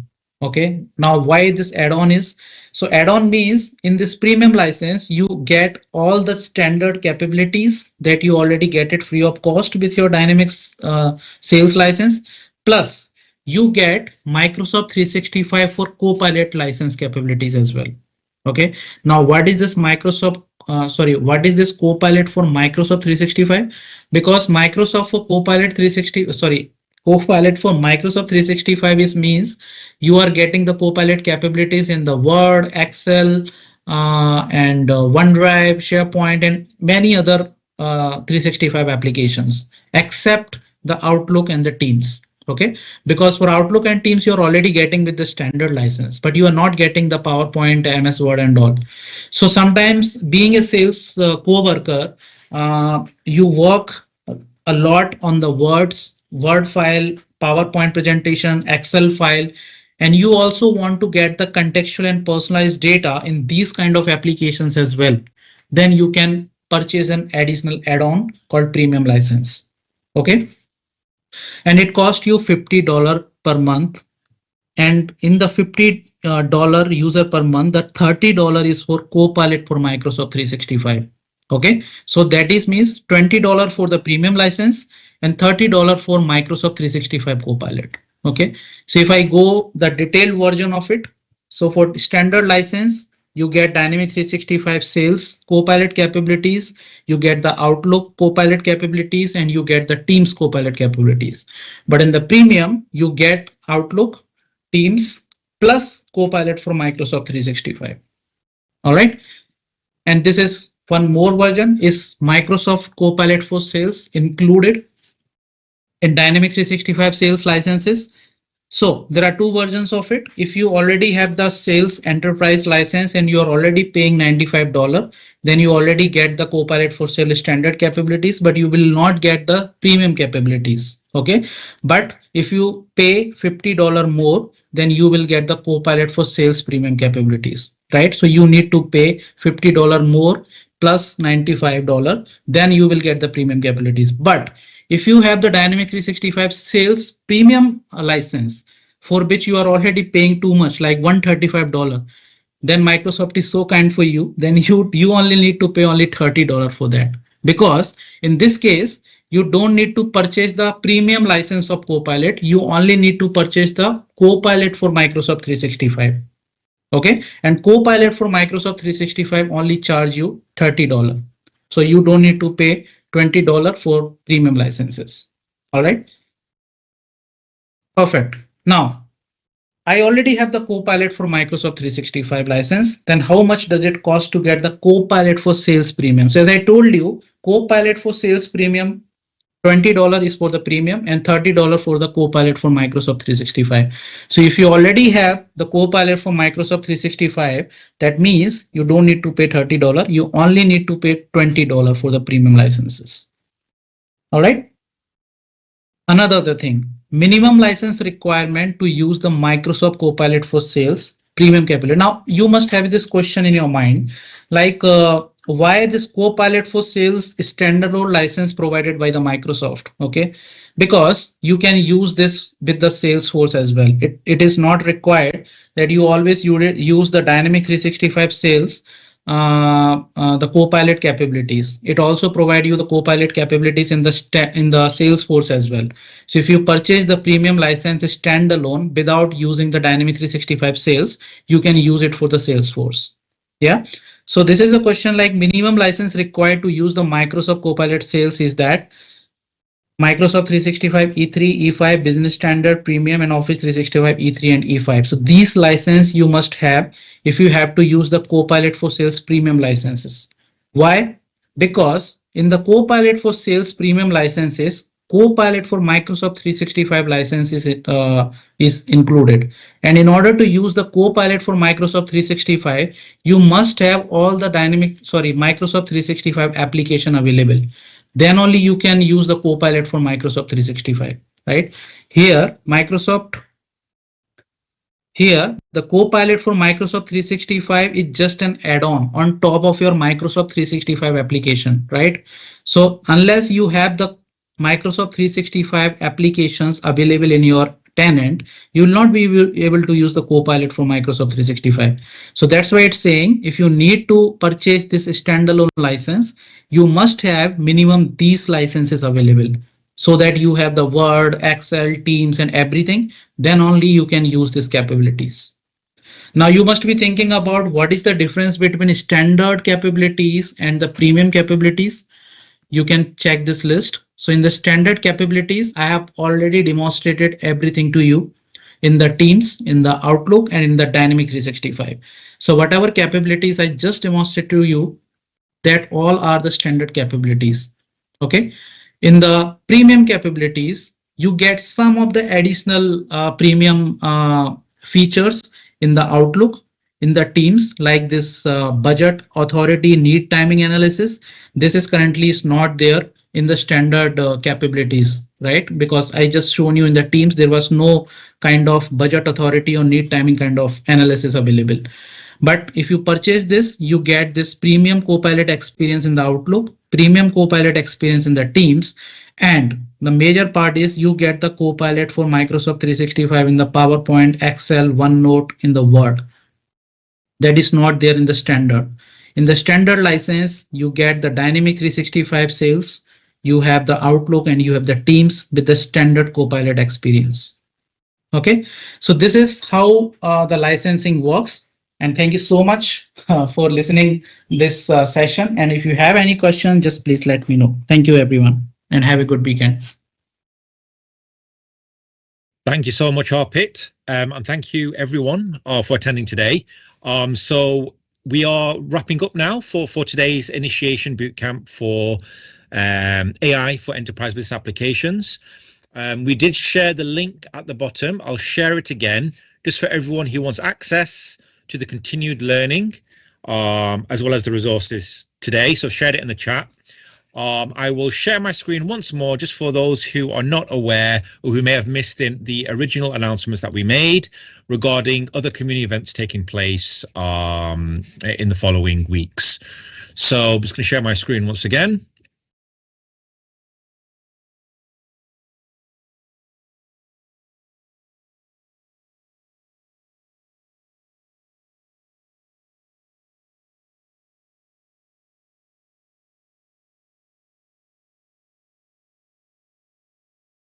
Okie dokie. So next month, get them while you can, while the tickets are free.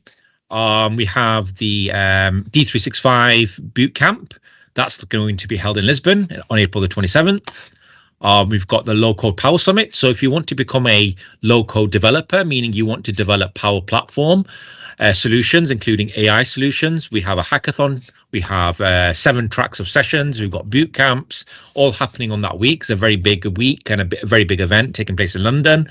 Again, that's free. And then we have another event towards the end of the year, focused on Microsoft Graph, cybersecurity, and AI. I just want to thank everyone. I want to thank Narayan, Arpit, and Ambesh for joining today and sharing their expertise. And I want to remind everyone that to please don't forget to join the Microsoft Learn Mentorship initiative. That's very important. These boot camps that we've been doing for almost 10 years now, one of the key things for the attendees that they need to continue their learning and they need to keep that contact, and that's really going to help that continued learning from the boot camp. So that's all for today, guys. Enjoy the rest of your Saturday. And if you want to get in touch with us, again, it's through that link, that Microsoft Learn link. You'll have direct communication with all of us via a Microsoft Teams channel. So please join, and we will see you soon on Microsoft Learn community and or at one of the community events coming up soon. I want to thank all the attendees. It looks as though we've got attendees joining from all around the world today. That's why we decided to do it more towards the midday. We've got great attendees from America as well as from Europe as well as from USA. So that's really good. And I also want to thank Carsten Groth for also supporting and providing his input, sharing some knowledge.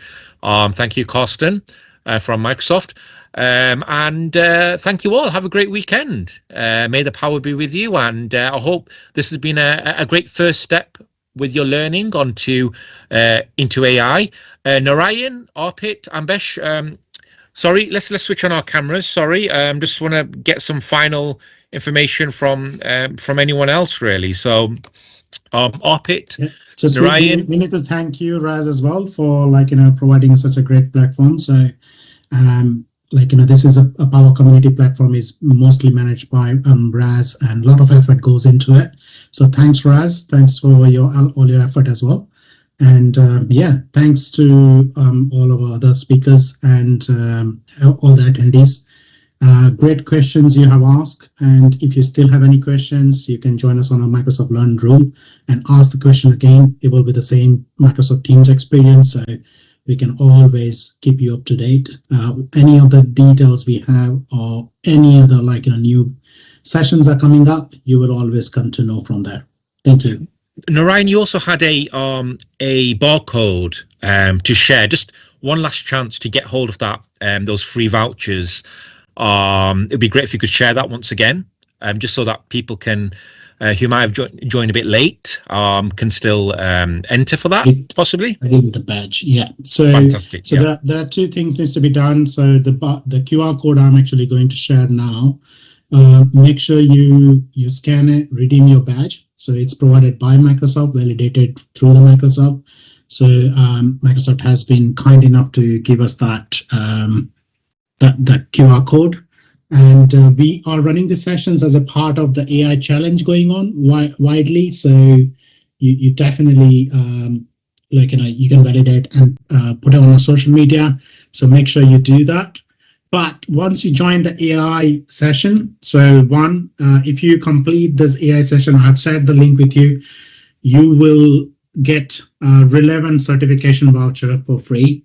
But if you cannot manage to complete due to the workload or anything, or if you have trouble completing anything, we still have 27 days left. So it's got enough time to complete that challenge.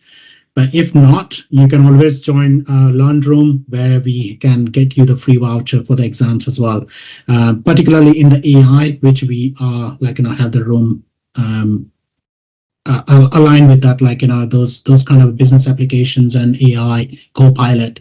So any sorts of exams coming up, there are new exam announcement has came through as well, 3001, 3002 and 3 or something like that. So there are new exams coming up.